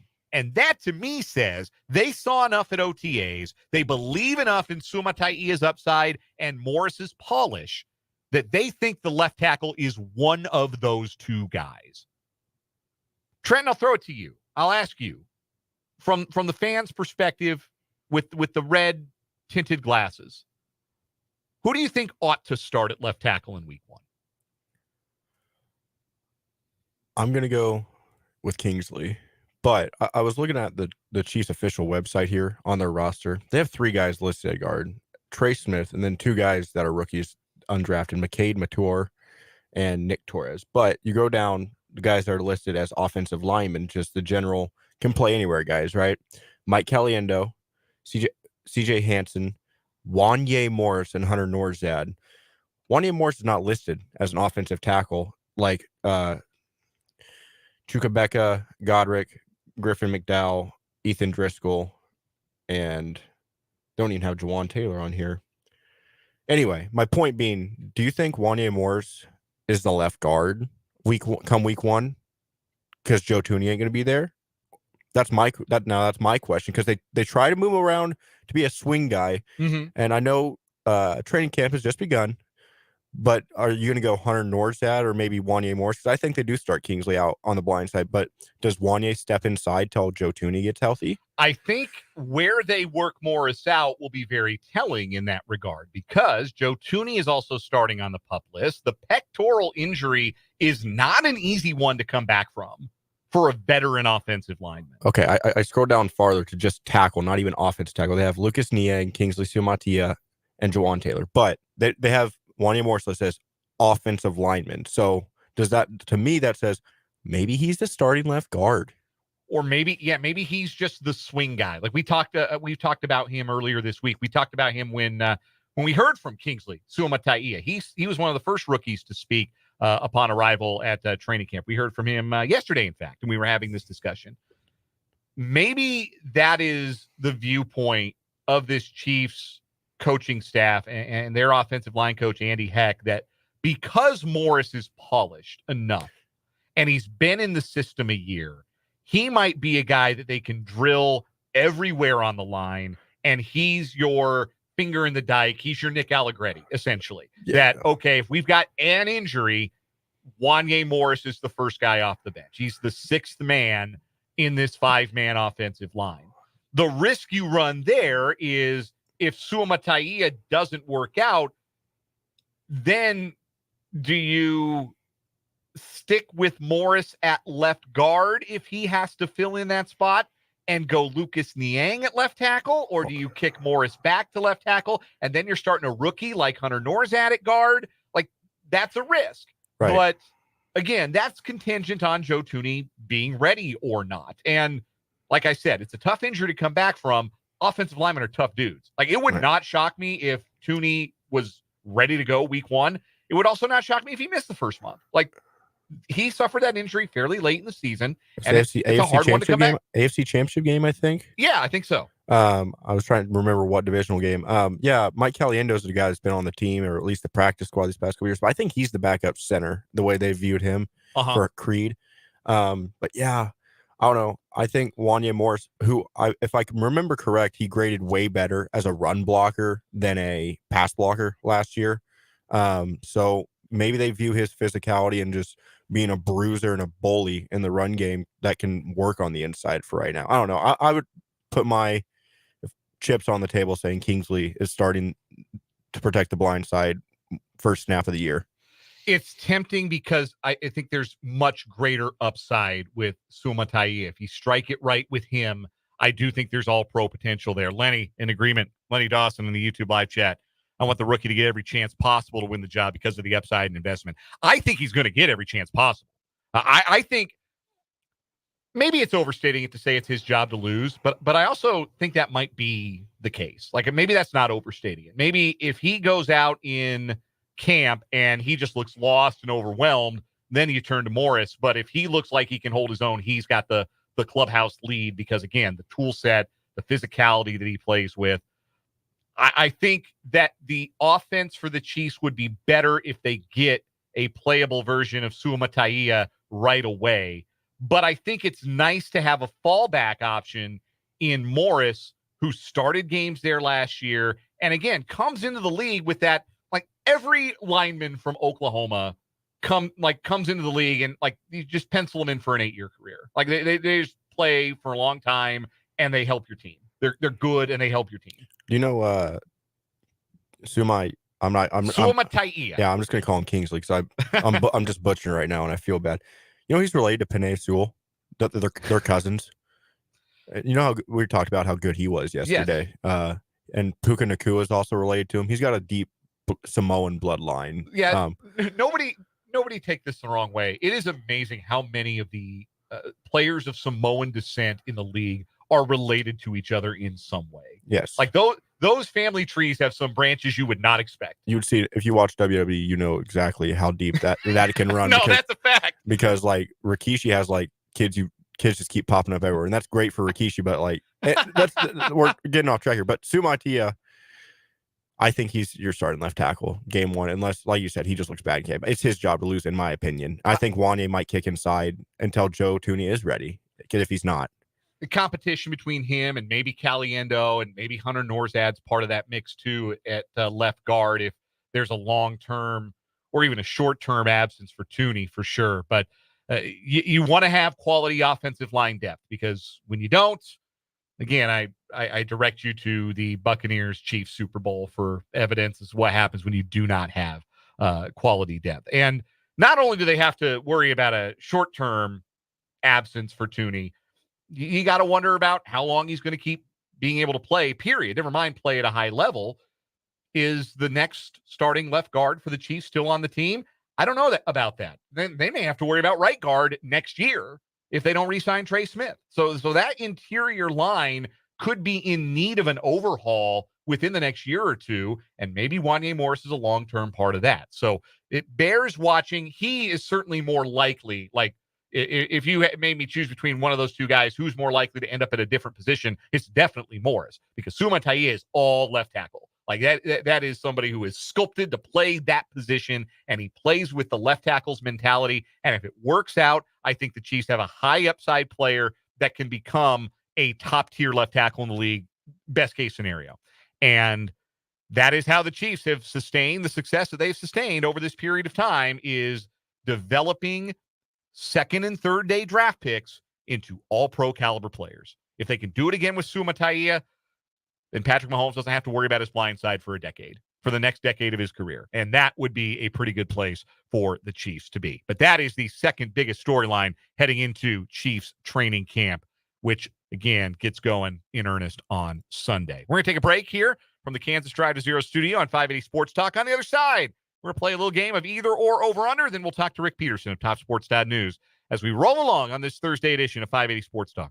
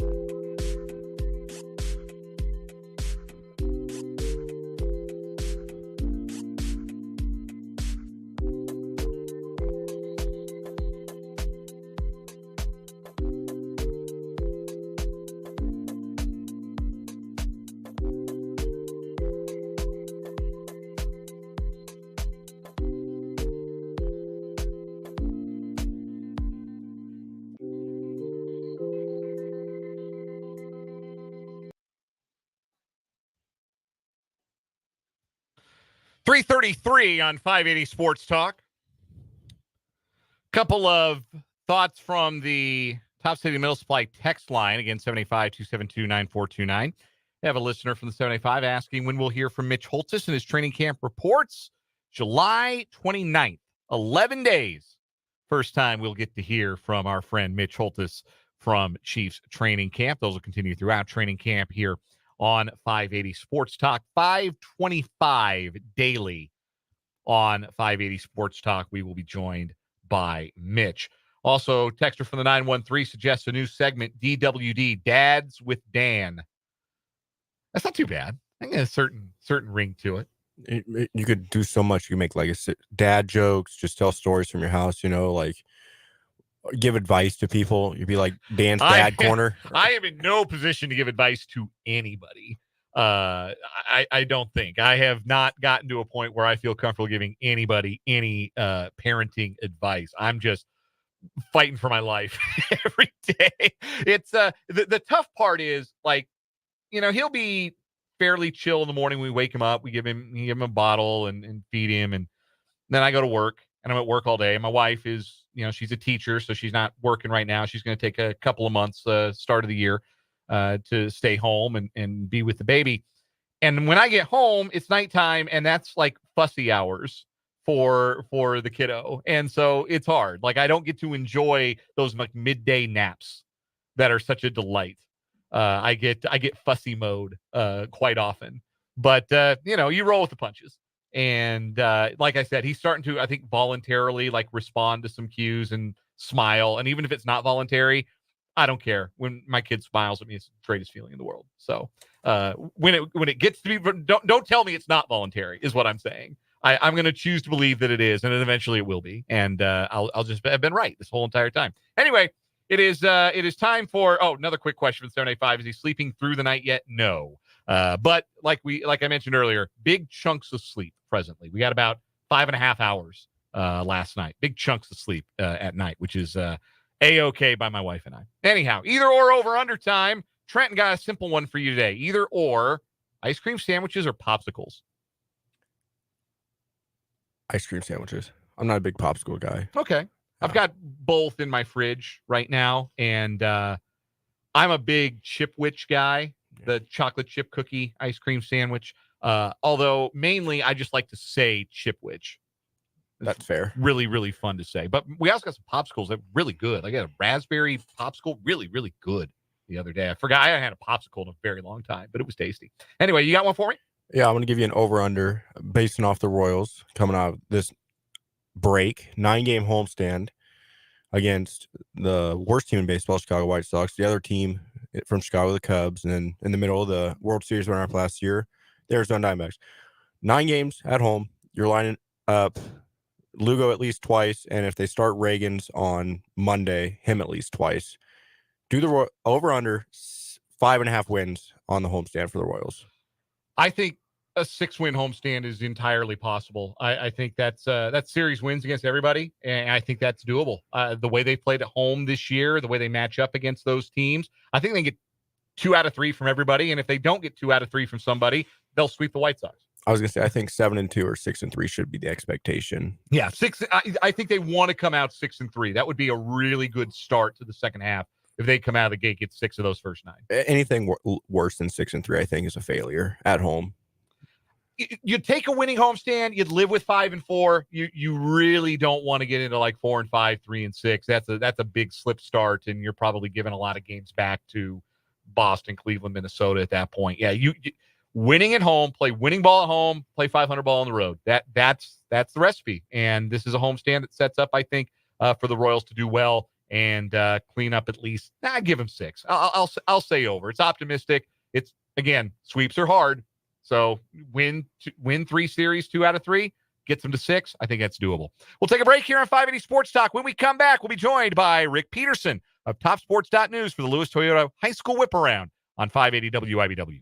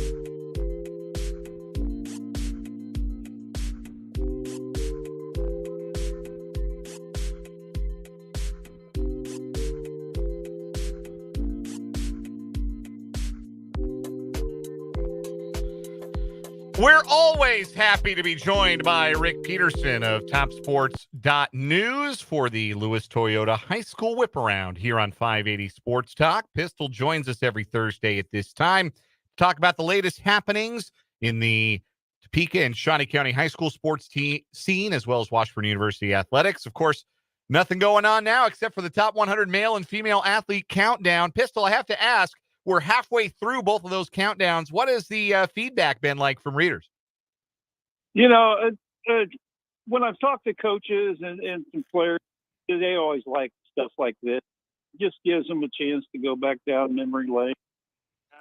I had lunch with a couple of Hall of Fame coaches yesterday, and they were just talking about how, you know, it's cool to see their players pop up again and things like that. So I think it's good.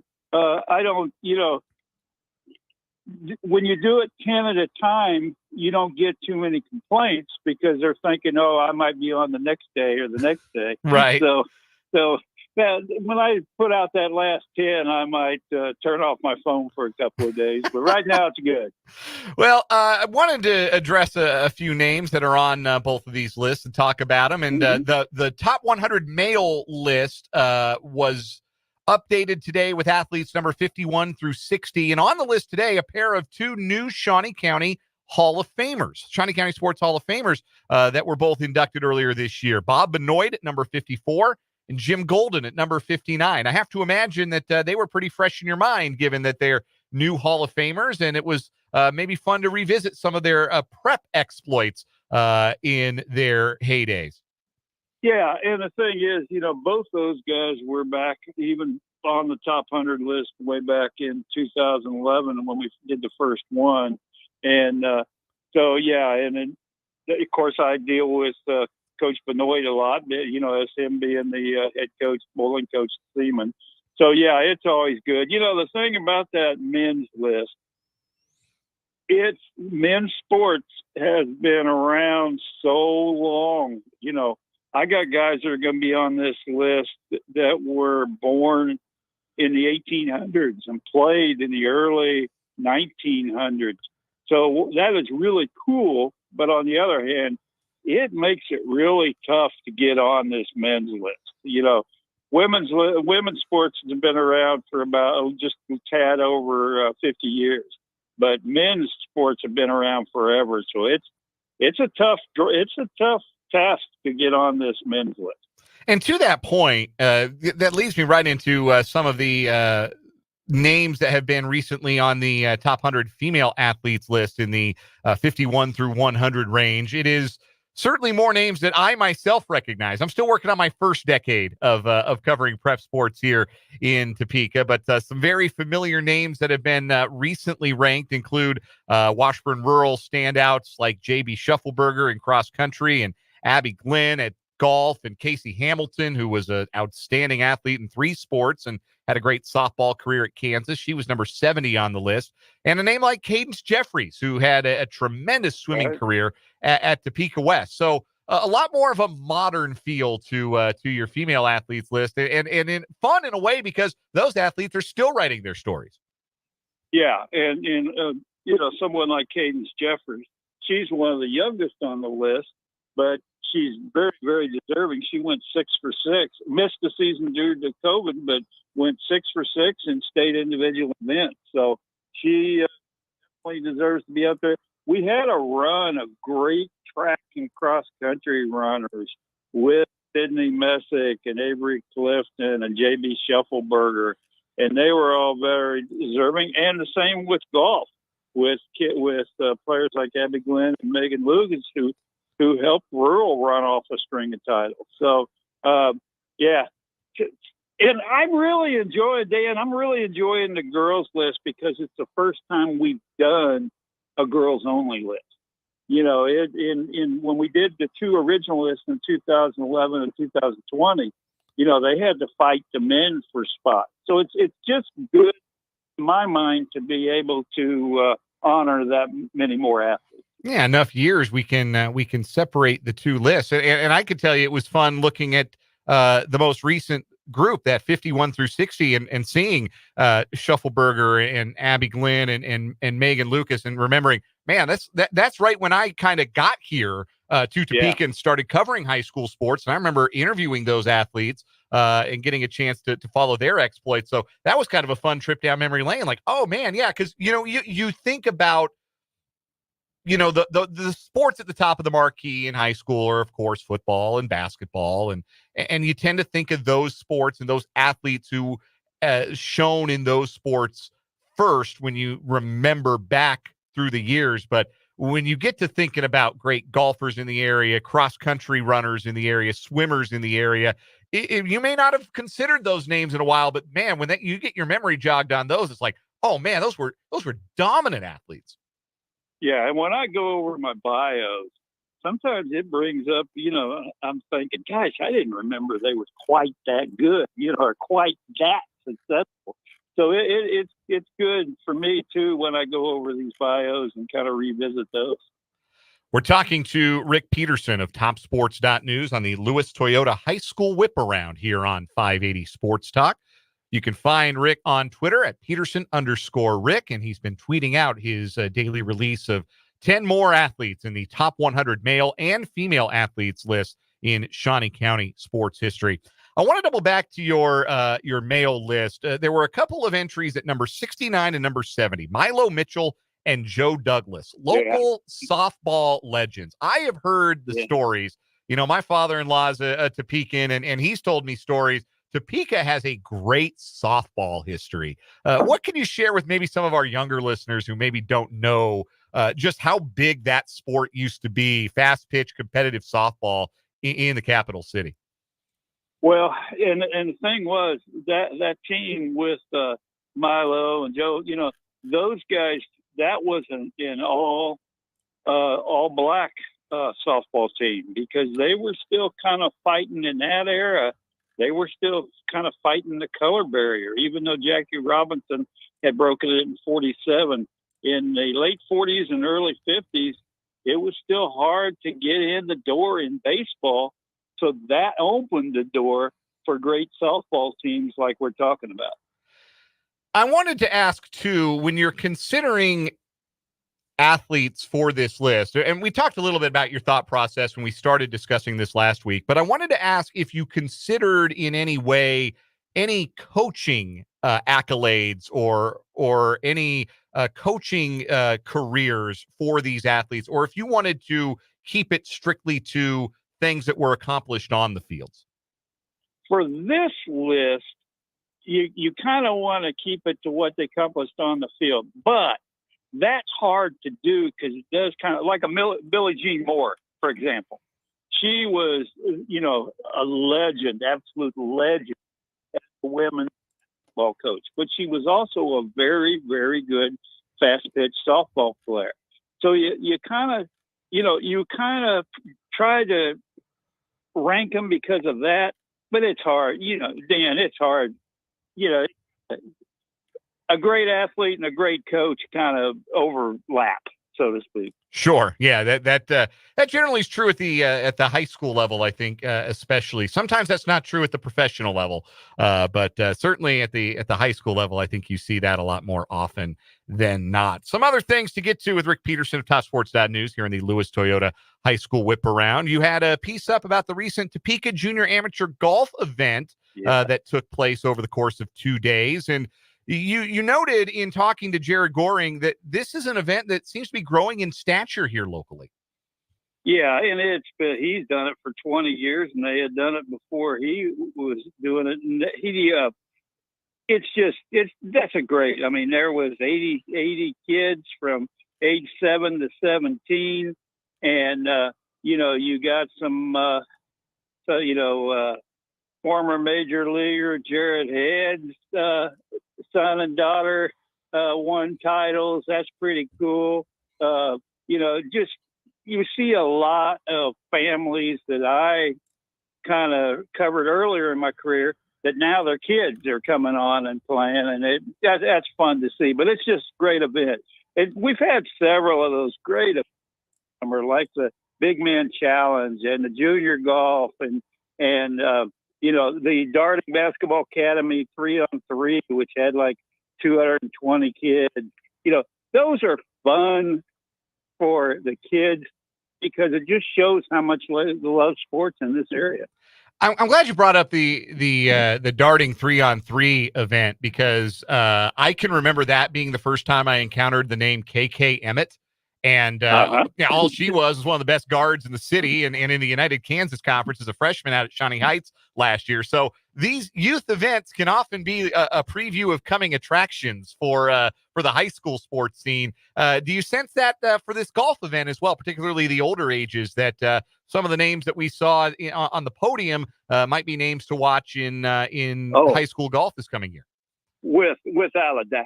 And some of the young kids just really had impressive performances. So all the way down 8 and under. So they're going to be the stars tomorrow. And, sounds like a cliche, but it's really not. I did also want to ask, we've seen that the Darting Basketball Academy has continued to grow and that they have been able to attract some young players from overseas who are working out in the facility. What do you know about maybe the long-term play for what Carey Darting and Darting Basketball Academy are building there? Is the thought to maybe have like a prep school kind of team that's similar in status maybe to like a Sunrise Christian Academy, or what are the long-term goals for that facility? Well, we've talked about that a lot, and I think it's in the back of his mind for sure. The thing that Carey is really good at is not jumping the gun. He 10 years before he brought over the international kids, and now he wants to keep growing that part of it, and maybe bring in some women's players next year, and maybe more international players next year. But he is very good at, he doesn't want to do anything unless he do it right. And that's a great attitude to have. And I think that's why he's taking his time. But I think that's something that's definitely been talked about. Rick Peterson covers high school sports in Shawnee County, Washburn University athletics for TopSports.News, and is currently in the middle of the top 100 male athletes in Shawnee County history and the top 100 female athletes in Shawnee County history. Those lists are going up, 10 new bios per day going up as they count them down over at TopSports.News. It is a must read if you're at all interested in Shawnee County sports history, Kansas high school sports history, you got to check it out, TopSports.News. Pistol joins us every Thursday at this time on the Fleming Place Wine and Spirits hotline for the Lewis Toyota High School Whiparound. Pistol, it's always a pleasure, and look forward to talking to you next week when we'll be getting close to the end of those lists. All right. Look forward to it. Thank you. That is Rick Peterson. Always a great time talking to Pistol, and some fascinating names. Like I said, I'm only in decade number 1 of covering high school athletics here in Topeka and Shawnee County. So I enjoy when I run into the names of athletes that I have covered or I have interviewed or I've had a chance to watch. But it's just as fun for me to learn about some of the ones from well before my time as well. And if you're not reading it every day, you should be at TopSports.News. Coming up in the 4 o'clock hour, 580 Sports Talk. Lots of Chiefs audio. We're going to hear a little from Jared Wiley, the new tight end out of TCU, and perhaps we'll hear from Hunter Norzad as well. But we're going to start the 4 o'clock hour by hearing from the most interesting man in Chiefs camp, the rugby star turned football hopeful, Louis Rees-Zammit. Will also bring up 2 new stories on what is wrong with you as we continue on from the Kansas Drive to Zero studio on this Thursday edition of 580 Sports Talk.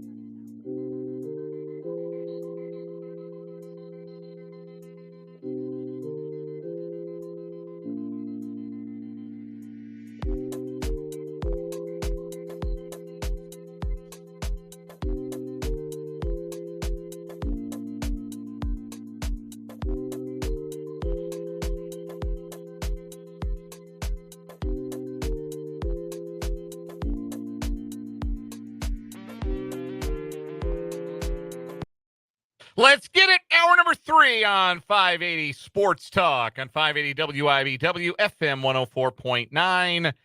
Online worldwide at 580WIBW.com and on our YouTube channel, 580 Sports Talk, and on our Facebook page, WIBW News. I am Dan Lucero, Trenton Craxter, our producer engineer across the glass. We will hear from Brendan Dworzinski and Spencer Dupuis later on in the program. Gang will all be here eventually. We appreciate you being here and joining us on this edition of 580 Sports Talk. Still to come on today's show, we're going to hear from some more Chiefs rookies, the rookie and quarterback portion of training camp still ongoing. Veteran Report Day is tomorrow. First full practice with fans up at Missouri Western in St. Joe, Missouri is Sunday. So we're still hearing from some of the new members of the Kansas City Chiefs, Jared Wiley, Hunter Norzad, pair of draft picks, and the Welshman, Louis Rees-Zammit, spoke to the media today, and we'll hear from all of them in this hour of the show. We've also got 2 new stories on what is wrong with you coming up later on this hour. In the 5 o'clock hour, we'll do our sports headlines. We will discuss numbers 20 through 11 on the Pro Football Focus top 50 players in the NFL for 2024 list. Another Chief makes his appearance in the top 15, and the first quarterbacks show up on the list as well. And I think you may find it interesting as to what order they are ranked in by Pro Football Focus. We're also going to talk about that food catastrophe that is going viral today from the Kansas City Royals, the Taste of the K dog that has been going around. Trent, you seen this? I have, but I don't know if it's as bad as the one the Rockies also released today. No, see, the one the Rockies released is actually good. The minimalism is fine. The fewer ingredients you involve with a concession item, the better it's probably going to be. And the Rockies thing is just like, it's supposed to look like spaghetti and meatballs, except it's vanilla ice cream with a strawberry sauce and some mint garnish and like chocolate donut holes instead of meatballs. Like, none of those things are bad. No. Maybe the mint garnish isn't your favorite thing. Maybe you'd rather have a different kind of syrup with your vanilla ice cream, but still, it's vanilla ice cream and chocolate donut holes. But bring it to me right now. The Royals one doesn't look bad on paper, like when you consider all the items going in there, but I don't know if you'd want to mash them all together. But on their own, all those things sound good. Yes, it is one of those things where, like, if you served me a deconstructed Taste of the K hot dog, I would probably be like, oh yeah, this is fine. If you made me eat it all in like take one bite of everything, I can't imagine what that would taste like. It just dissolve into like some kind of like slurry in your mouth at that point. It's too much. You are doing too much. I think that the concession companies of America are simply doing too much for clicks and retweets. Even if they're negative, at least like the picture's getting out there. At least you're talking about it. We're talking about it. What do they say? There ain't no such bad thing as no such thing as bad publicity. There's no such thing as bad publicity because they're still talking about you. That's true. We are still talking about the Taste of the K. If you have not seen it, it's all over social media today. But we'll talk about it. We're going to get to that a little bit later on in the program today. Again, appreciate you guys being with us today, guys and girls being with us today on the program. You can watch us on YouTube, 580 Sports Talk, be a part of the live chat. If you subscribe to the YouTube channel, 580 Sports Talk, you can be notified when we go live on your phone or other mobile device. And you can, of course, watch the live show, but also archived editions of 580 Sports Talk and any other video content we do. It's all archived. It's all on the YouTube channel. So subscribe today, 580 Sports Talk.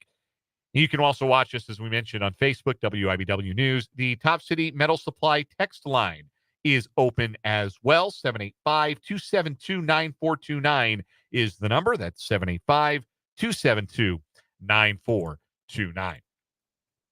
We mentioned that more Chiefs rookies spoke to the media earlier today, including a player I think might be the most interesting man in Chiefs camp. Louis Rees-Zammit is the former rugby union player from Wales who played in the English Rugby Premiership and also represented his country on the international level, who decided this year to begin training for the International Player Pathway Program.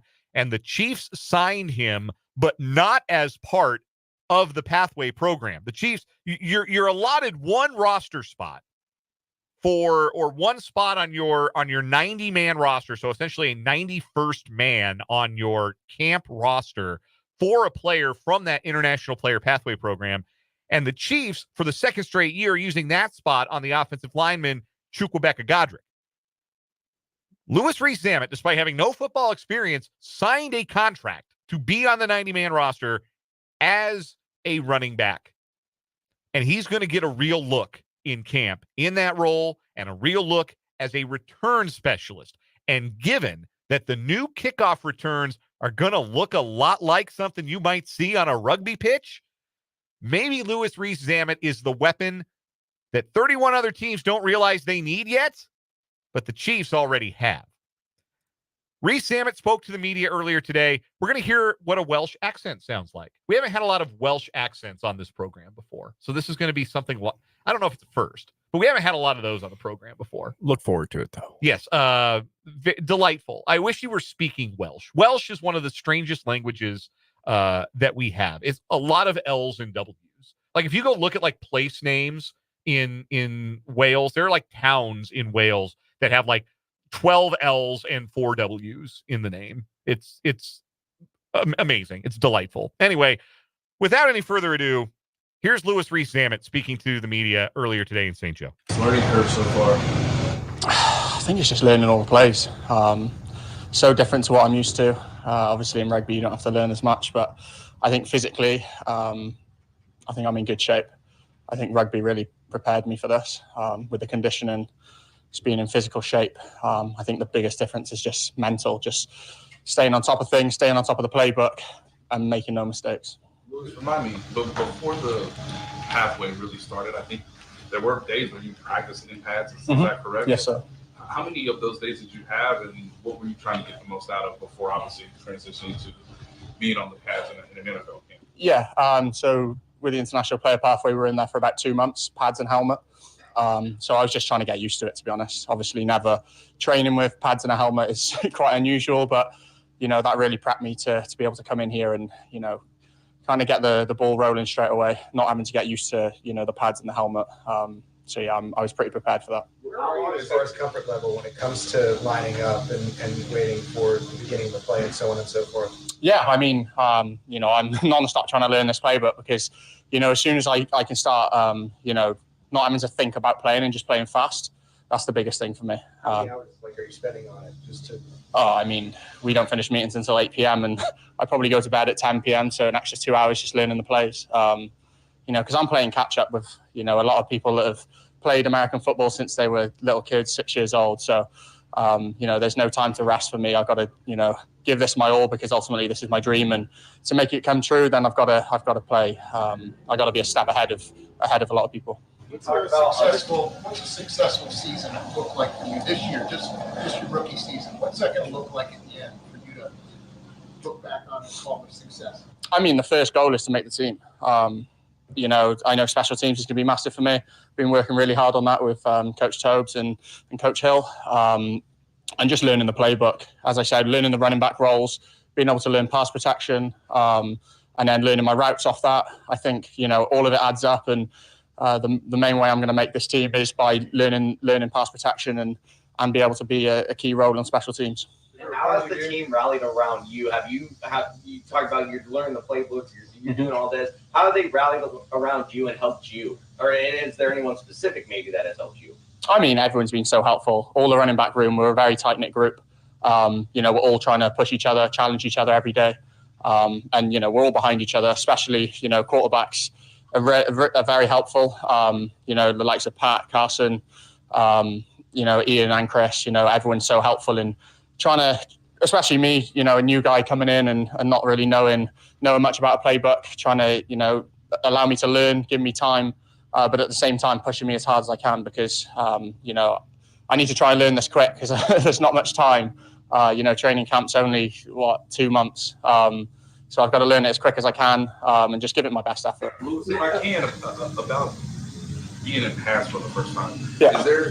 Is there a difference in terms of how you have to run, the running style, or just the overall difference between rugby? Just what was that experience, I guess, like? And is there a key difference that you had to figure out even before obviously joining the team? Yeah, I think the biggest thing is pad level.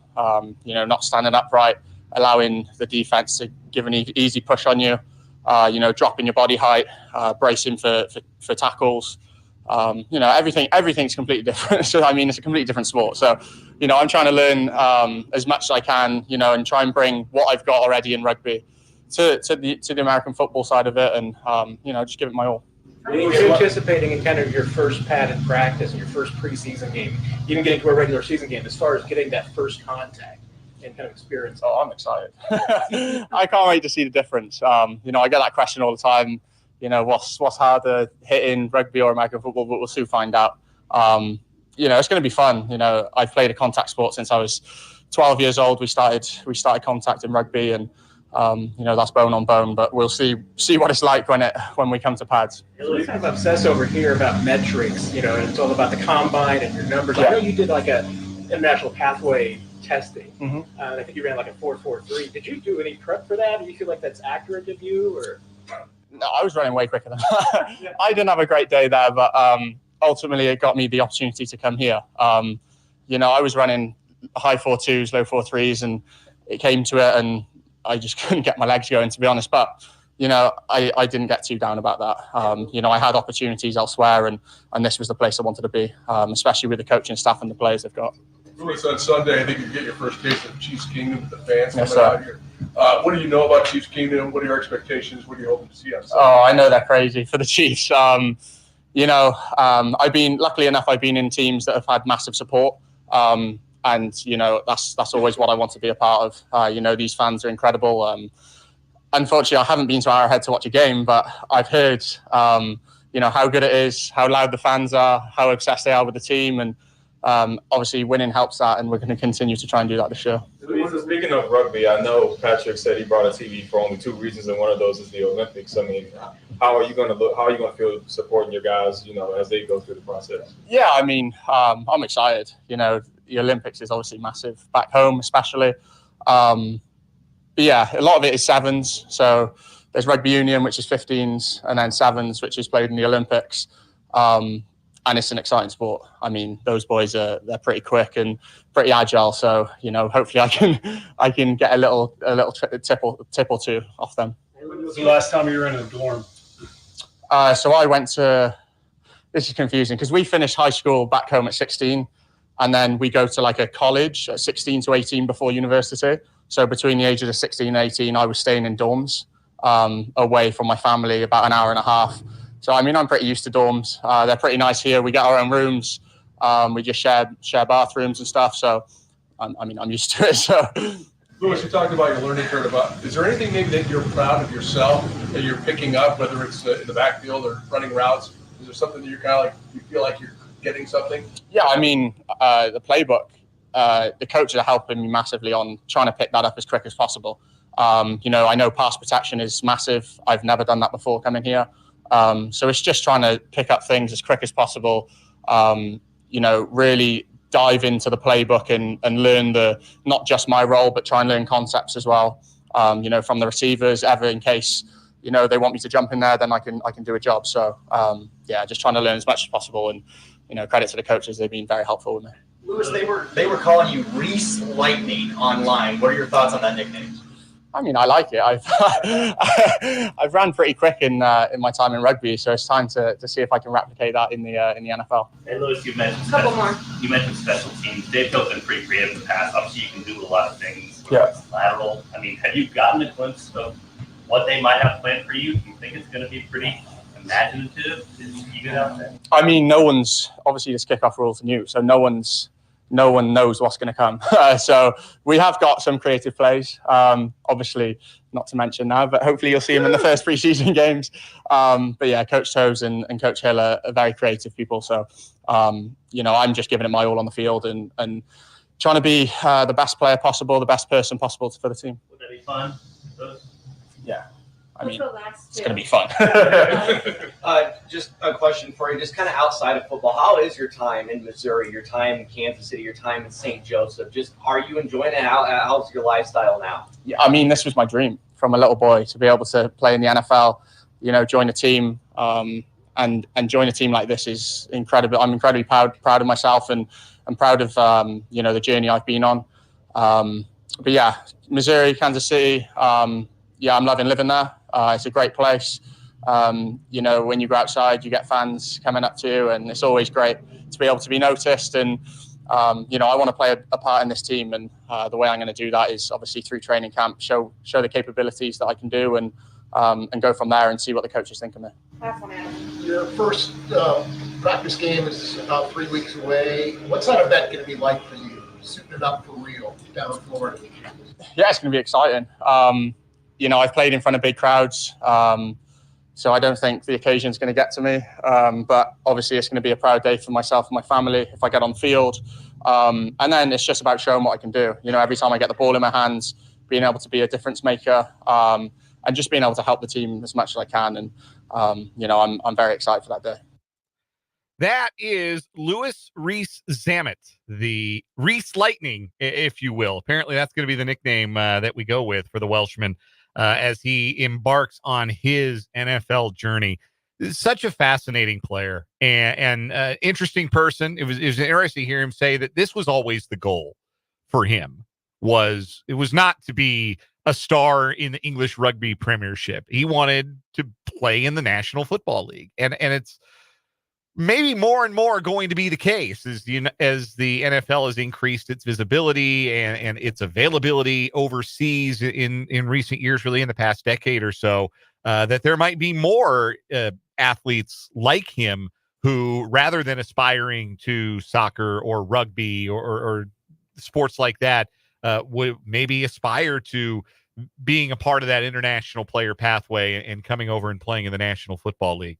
And again, it remains to be seen, but could this be the piece that nobody else knows they need yet to make the most out of the kick return game, but the Chiefs maybe being ahead of the game with this guy? Like that's obviously the best case scenario.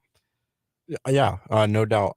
I found it interesting. He kept talking about pass protection. Is he running back 3, maybe? Is he the Jerick McKinnon third down running back where he's going to be used as a passing option and occasional blocker? There is a job to be won beyond being a return specialist. There is a job to be won on the running back depth chart. The Chiefs have carried, well, really they've carried 4, a lot of years because they've carried a fullback too. Right. So the stone cold locks as far as running backs go, there's only 2 of them. There's Isaiah Pacheco and there's Clyde Edwards-Helaire. He could win that job. He could be on the depth chart at running back 100%. And so pass protection is interesting because it's a physical element. He's got to learn how to be physical. He talked about the difference between, being in pads. It's different how you get low and absorb contact and dish out contact. It's different than when you're playing without pads. But the physical elements of rugby should maybe contribute to him being able to pick up pass protection right away. It's all a matter of, not being overwhelmed and knowing where you're supposed to be and what you're supposed to do on a given play. That's what the last time we had a rugby phenom give the NFL a real try, it was Jared Hayne, who was signed by the 49ers. And I think he fumbled the ball every time they gave it to him or something like that. And he didn't last long. And also he ended up being a really bad guy who committed sex crimes off the field. So that's why it didn't work out for him. But do you watch Family Guy? Not for many years. I think it might have been. You remember the episode where the British guys take over the pub, like the Pawtucket Brewery or whatever it's called? Did you watch back that far? That's the type of accent that they had on Family Guy. That's what Louis Rees-Zammit sounded like, and that's not like a knock on him. I just thought it was like because obviously the Wales under the British control. It's just like He sounds like he was voiced those people on Family Guy back in the day. It's very pleasant to listen to, isn't it? Yes, it's very eloquent. Yes, very, very pleasant Welsh accent that Louis Rees-Zammit has.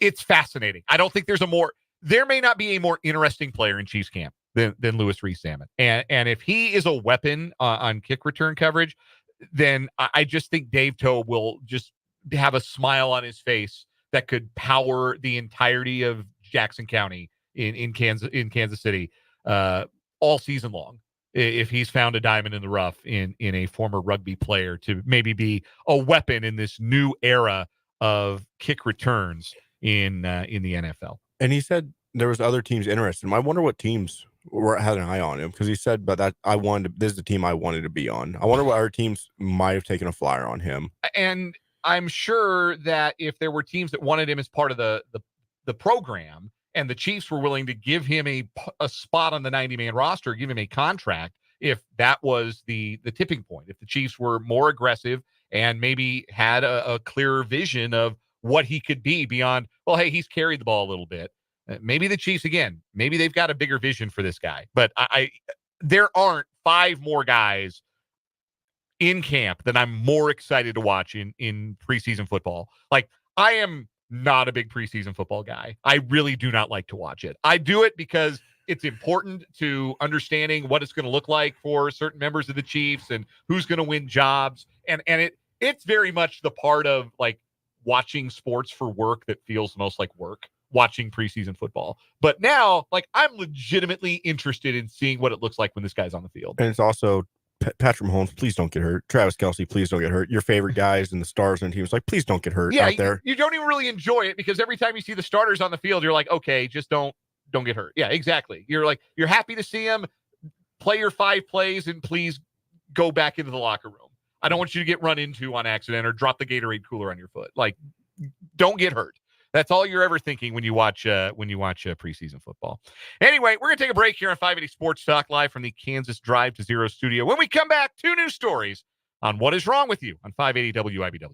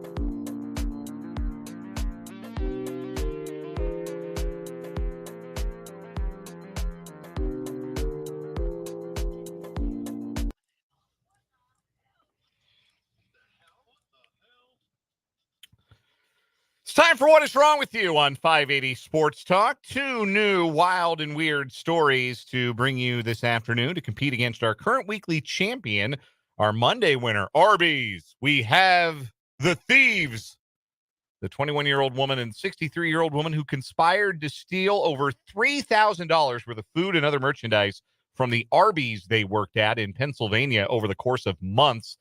That included a scheme where they would hide sliced roast beef, then throw it away after their shift, but wrap it up real nice, and then go steal the trash, and as such, steal the roast beef. They stole almost $3,000 just in roast beef over the course of time.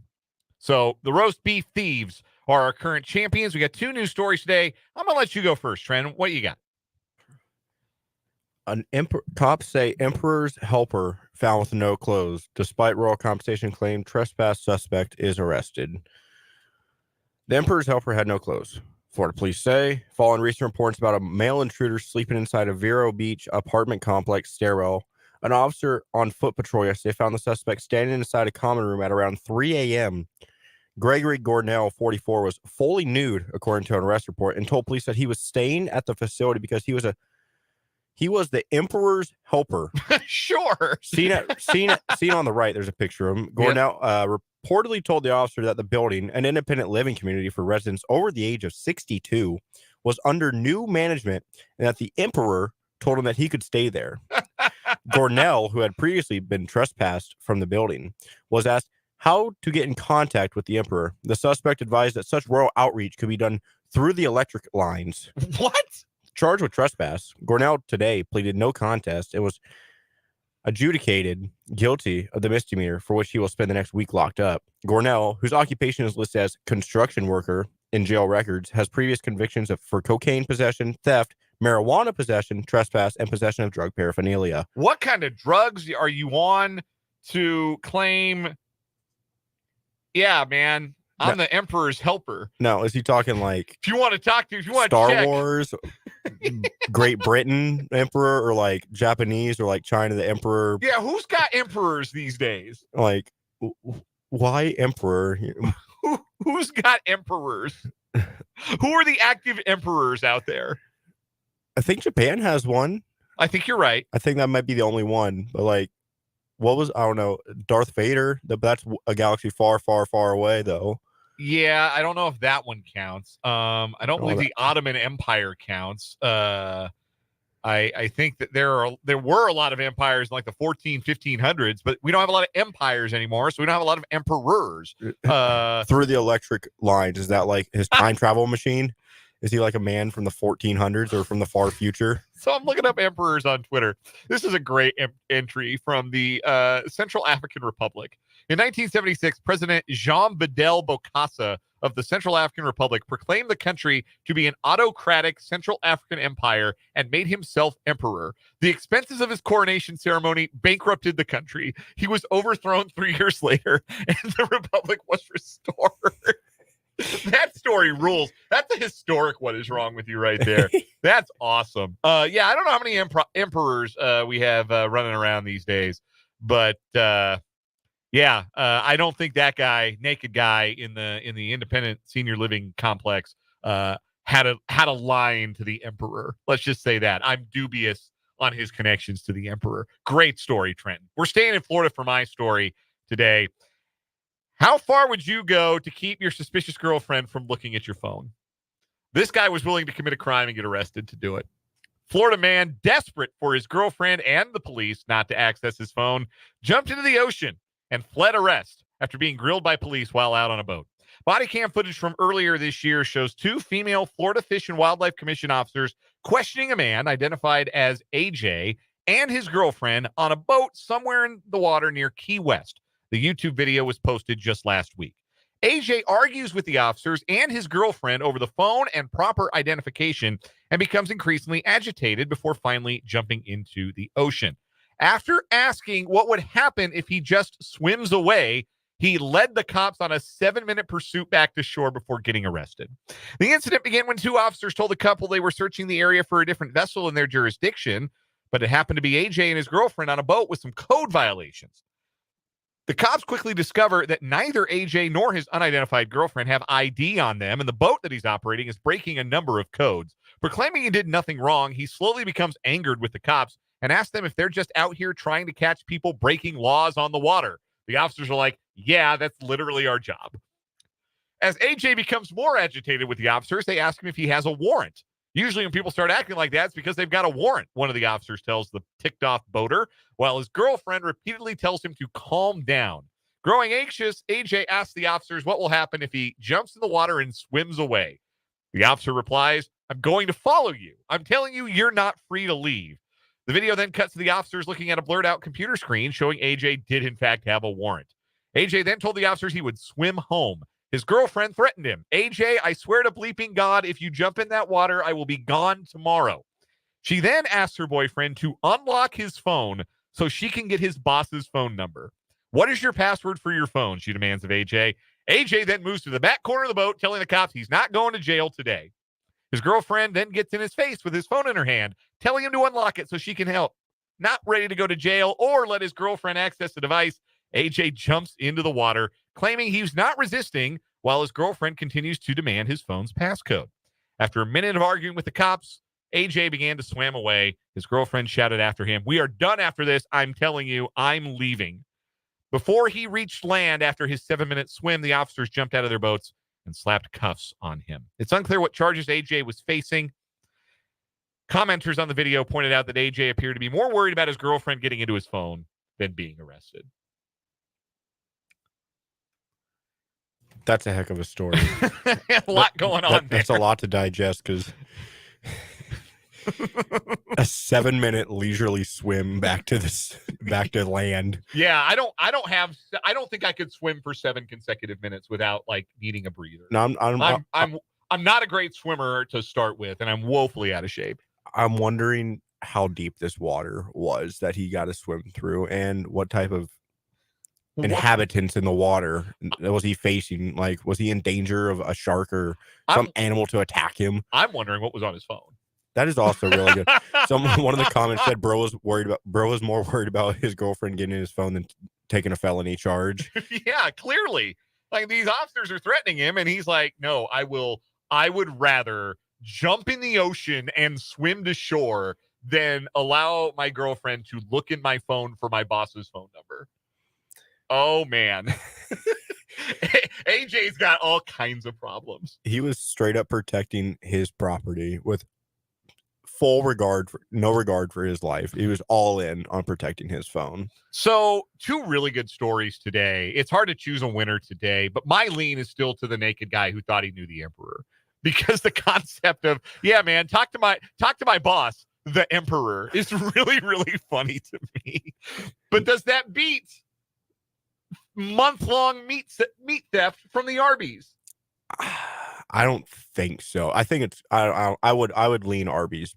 Yeah, I think I'm leaning Arby's because I think they did that with a clear mind, and I don't know that our friend, the Emperor's naked pal, had a very clear mind. By the way, Japan is the only country that has an emperor left. So thank you.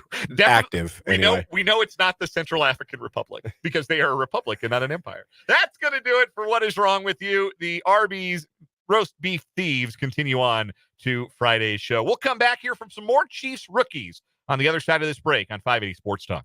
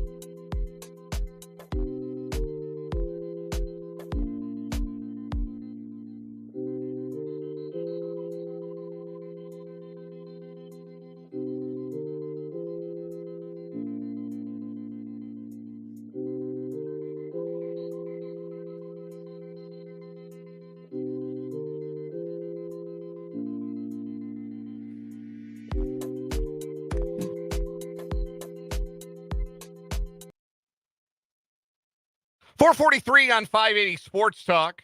Dan and Trenton, joined now by Spencer Dupuis. He's in the box, and Brendan Dworzinski will be along. Here. Yes, you are. And Brendan Dworzinski will be along in a bit as well. A couple of more Chiefs rookies spoke to the media today in St. Joe as the QBs and kiddos portion of training camp continues for one more day before veteran report day tomorrow. One of the rookies who spoke, tight end Jared Wiley, the 4th-round draft pick out of TCU.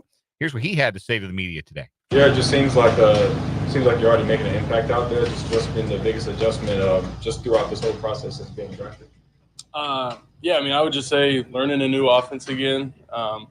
Expectations are obviously super high here, so that's another thing. I wake up every morning and I'm like, you can't have a bad day here because everybody else is going to have a great day. So, I just try to be the best version of me and do whatever I can to help out these guys. That's kind of what I'm doing every day. I know you said you're used to learning the new playbook since you've already done it. Just how adjusted are you to this one? Yeah, there's always some learning curves. This one's a little bit different just because we're kind of going back through some of the stuff that we talked about at OTA. So, I mean, I can kind of dive a little bit deeper now that I know some of these plays. But, I mean, I feel like I'm coming along pretty well.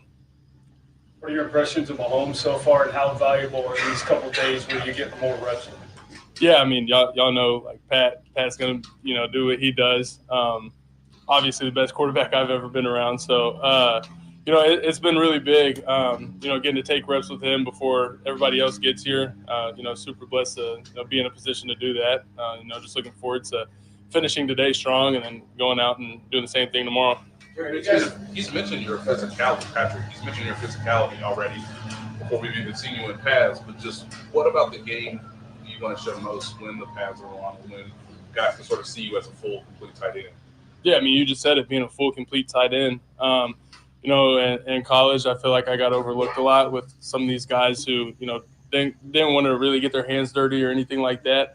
I've really kind of tried to pride myself on being that complete tight end who, if it's 3rd and 1 or if it's, 3rd and 10, I'm not coming out of the game. Just kind of proving to myself and proving to everybody else that I can do that at this level. I mean, that's what I'm looking forward to the most. You look like you have an early chemistry, especially in the red zone. In your eyes, what qualities make a good red zone target?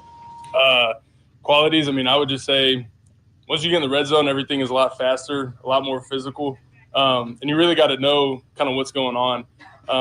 Not only if you're looking at the defense, but kind of what's going on the offense, because there's going to be a lot of scramble drill and stuff like that just because everything's more condensed. So, I mean, you just have to be aware of, like, the situation at whole. Did you pick up anything from watching Travis Kelce's tape? Yeah, you can pick up a lot.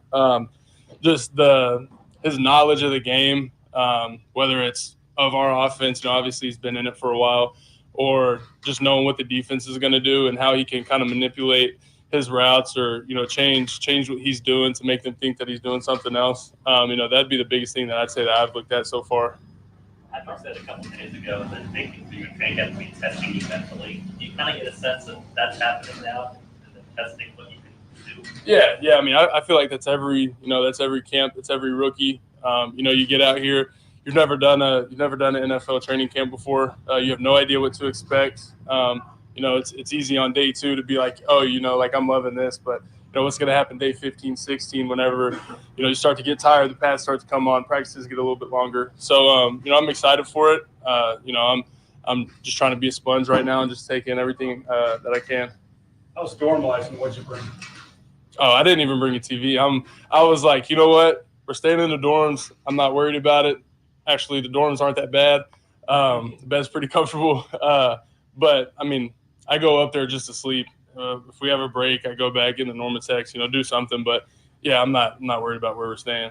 So what are you doing in between meetings then, since you're not going back up to your room? Yeah, so, like, I'll go eat lunch, and then I'll come back, probably do some contrast tubs, get cups, something like that. Just, the Coach Reed told us yesterday, like, these days will snowball on you. So you have to really stay ahead of, your hydration, your nutrition, your, taking care of your body. So, I really kind of took that to heart, and I'm just going to try to stay on top of that as much as possible. Couple more. Has Andy any jokes yet for you guys? Huh? Has Andy had any jokes for you guys yet? No, not that I know of. I'm sure they'll start rolling in once the vets get here, but right now it's been all ball. Do you have any goals for your rookie year? Yeah, I mean, just come in and contribute. I know what's in our room. We got me, Irv, Noah, Garrett, obviously Trav. We have a really talented group. So if I can, find a way to come in and contribute as much as I possibly can, whether it's on special teams, anything they want me to do on offense, that'd be my biggest goal, is just to prove that I belong in that room and just to, be able to be on the field with those guys. Jared Wiley, the rookie tight end out of TCU, speaking to the media in St. Joe earlier today. We also heard from the rookie offensive lineman, Hunter Norzad, and he talked a little about offensive line play and a lot about Legos. Here's Hunter Norzad. Settled in and experienced the last couple of days in camp. It's been good. It's been really fun. Obviously, it's intense, but that's just part of it, and I think it's just been a really enjoyable experience so far. What's it like having a couple of other guys going through this, like Kingsley and CJ, that you got 3 draft picks on the offensive line that you guys kind of lean on and you're getting to know each other? Yeah, I think not even just the draft picks. The entire offensive line room that's here is very cohesive, and we all have great relationships with each other. And so it's not really one person leaning on another. It's everybody leaning on each other. And I think it's the room and the culture that has been built here in the offensive line room is extremely good. What's your impression of where Coach Heck is going to want to have you working this camp? I'm working everywhere. So I'm not a specific position person. I'm going to do anything they want me to. If they want me to go get water, I'll do that. So I'll do whatever they need me to do. You talked about the culture in the O-line room. It's really good. What leads you to say that? What reasons do you have for that? Just the way the vets have been extremely helpful in everything since the rookies have gotten here during OTAs, not just football stuff, but personal stuff, stuff about Kansas City, including us and stuff they do when it comes to charities and stuff like that. And so everybody, all the older vets have just been such a great resource for all of us. Hunter, you talked about the Veterans Sunday, first practice with the veterans at training camp and with all the fans going to be here. What are your expectations for coming up on Sunday? I am just excited to see how it goes. It's just pure excitement really coursing through my veins. So I don't really have any expectations. Exactly. What's it like working with Pat? It's great. It's awesome. You see some of the stuff he can do on the field, and the way he can direct the huddle and stuff like that is great. I'm just really grateful for the opportunity to get the snap to a quarterback like that. I know learning the playbook can be difficult for some rookies coming in. How have you adjusted to it, and what are your studies you have to support? I study a lot. So it's a lot of repetitive note-taking and drawing plays up and schemes, trying to get mental reps in my notebook rather than being on the field. But the playbook is very big. There's a lot of details, I think, is the biggest difference. There's so many details to go with everything, and it's really just how much time you're going to put in. And I put in a lot of time off the field and out of meetings. Tell us about your dorm room. It looked like you brought a Lego orchid in the other day. Tell us a little about that. Yeah, I did. I'm a big Lego guy. I've said that in interviews before. So I brought one of my smaller sets just to have a piece of home with me. It's a Lego orchid, but I have a bunch of Lego sets. So that was it's just something to, keep you centered. Is that, I'm asking, going to be Legos, and what was in the Ultra bag also? The Ultra bag was shampoo and conditioner. How much do you think you can take away from a guy like Creed Humphrey, once it does get here? I don't even think it's a tangible amount. You know what I mean? He has so much to give when it comes to knowledge and scheme and also technique in his play. You watch him play, and he is an extremely, extremely talented center. So I'm gonna do my best to try to get every ounce of knowledge out of him. What do you want to show most throughout this camp? Obviously this is going to be a new experience, but have you sort of decided what you want to show most over the next month? I think that it's a common theme with most rookies. I just want to show that I can hang with these guys and I can compete at a high level, and I'm gonna do everything I can in my power to do that. Last one right here, PJ. So I'm gonna say Legos. You got the Legos, you got the Monster, you got the Ultra, and the constant note taking. Just what's the best way for you to learn? And you got the engineering background also. So what's the best way for you to learn and kind of process all that knowledge? I think the best way for me to learn is to take in all the information, for example, during meetings, and then go back on my own and start organizing it in a way that makes sense to me, and using my own words to reflect on what I learned, and just honestly, just repetition, just doing stuff over and over, writing stuff down over and over again. And it takes a lot of time, but it's what I'm here to do. So that's Hunter Norzad, the Penn State product, engineering background. And not surprising to hear somebody with an engineering background is into Legos. Either you guys big Lego builders when you were younger or now? I mean, I'm not going to say it's not an adult habit, but I'm not. You know, I was never really big on that either. I guess that's kind of natural. Like people who want to build things or people who want to like, you know, it's a different discipline, I think, than I guess what we do. My brother loved Legos. My brother liked to build those kinds of things, but I was never like super duper into Legos. But. See, I was into like big Legos. They're called Imagine X. I don't know if you. I don't think I'm familiar. No, it was like a niche thing from like 2000 to 2007 or something. My like neighbors and stuff, we would all just come over and build at one person's house and then build at the other person's house. So everybody's got their hobbies. Patrick Mahomes is going to play a lot of college football 25, and Hunter Norzad's going to build some Legos and take care of his hair. He does look like a guy who's got a hair care routine. That, and then Luis Rees-Zammit going to study the playbook. Luis Rees-Zammit is going to study the playbook. He's like, what do you mean you have plays? We don't have that in rugby. What do you mean we have plays? Rugby is run. The play in rugby is run, and the defensive play in rugby is hit. As hard as humanly possible.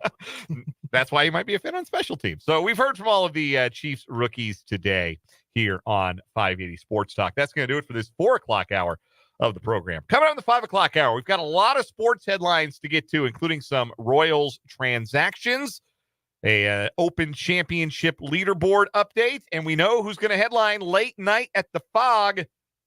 Here's a hint. It's going to be hot in there. We're also going to talk about PFF's top 50 NFL players, their latest 10 that they've unveiled, and discuss the taste of the K. That's all coming up in the final hour of 580 Sports Talk, live from the Kansas Drive to Zero studio. Hang with us after the national and local news. We're back for one more hour at 580 WIBW.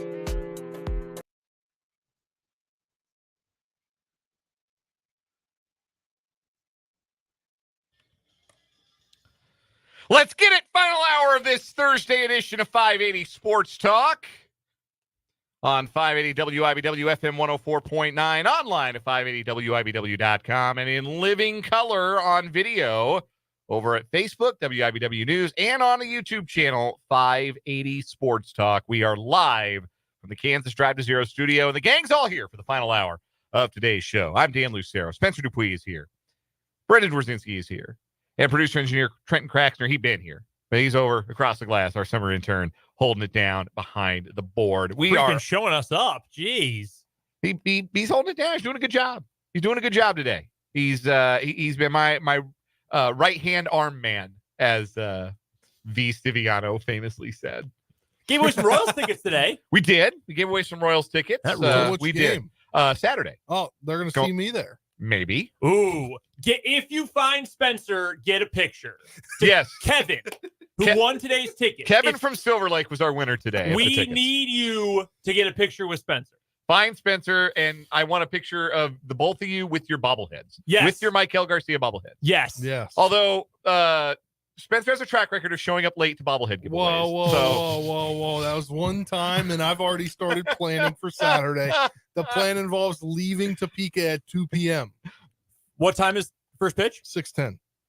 Yeah, you'll be Gates open at like 4:30. Gates open at like 4:30. Then we'll go. Like we've already talked about this off the air, but going to get some barbecue. Get some Q. Yeah. So roughly 3 o'clock there. Roughly 3:15. So I got roughly some time. Have you picked a place yet you're gonna go to? No. Maybe that could be a segment we do tomorrow. All right, we can do that in the 5 o'clock hour. Yeah, we'll do that. Yeah, we'll help you out. We'll be happy to recommend some spots. That'll be easy enough for you to get to and then get to the ball game from. And we're excited to hear next week about your first Kauffman Stadium. I'm really excited. You should be. Yeah. Except for I'm a little less excited with the way that they decided to do the pitching. You may not be seeing a marquee pitching matchup. Yeah. Jonathan Cannon and who's going Saturday? Is it Singer? Brady Singer. Yeah. That doesn't ring bells. That doesn't ring off. Lugo. Yeah. Because I initially thought they'd reset. Yeah, you might get like, Lugo and Fetty. This is fascinating. Yeah, maybe Crochet. They both pitched in the All-Star game. No. You get Jonathan Cannon and Brady Singer, and you will like it. But you get a bobblehead. Yeah. And hopefully some good barbecue. Get ready to learn bullpen, buddy. Yeah. I get Seth Lugo, Drew Thorpe, so I'm kind of fired up. Oh, there you go. Yeah. That's on Sunday. That's Sunday. That's MIAA day. That's right. Ichabod fans, if you are going to the game on Sunday, come find me. Send me a tweet. I'll tell you where I am. I'm not going to say it on the air. I don't know who's listening. Yeah. I don't know if my enemies are listening, but the haters and losers. Shoot me a tweet, send me a DM, and I'll tell you where I am. Come get a picture with your Washburn hat with me. So you guys are all going to games. I am not going to a game. We're not ready to take Asher to a ball game yet. So good, because I'd make fun of you. Yeah, it's a little early for that. When I see people are like, "Oh, my son is 4 hours old. This is his first game." I'm like, "Oh, well, that's dumb. That's very stupid. You're gonna be covered in poop, and it's gonna be hot." I think I was 9 months old when my parents took me to my first major league game. Tigers and Angels at Tiger Stadium, the old Tiger Stadium. That's right. Detroit native Dan Lucero. Flint native Dan Flint Lucero. native, yeah. Yeah, Flint, Michigan. Get it right. Me and Michael Moore, baby. Me, Michael Moore, Mateen Cleaves. That's a 3-on-3 team that would do some damage right there. Coming some windows in the gym, maybe. I'm kind of back to this baseball topic, and Saturday I'm kind of scared. It's a 60% chance of rain.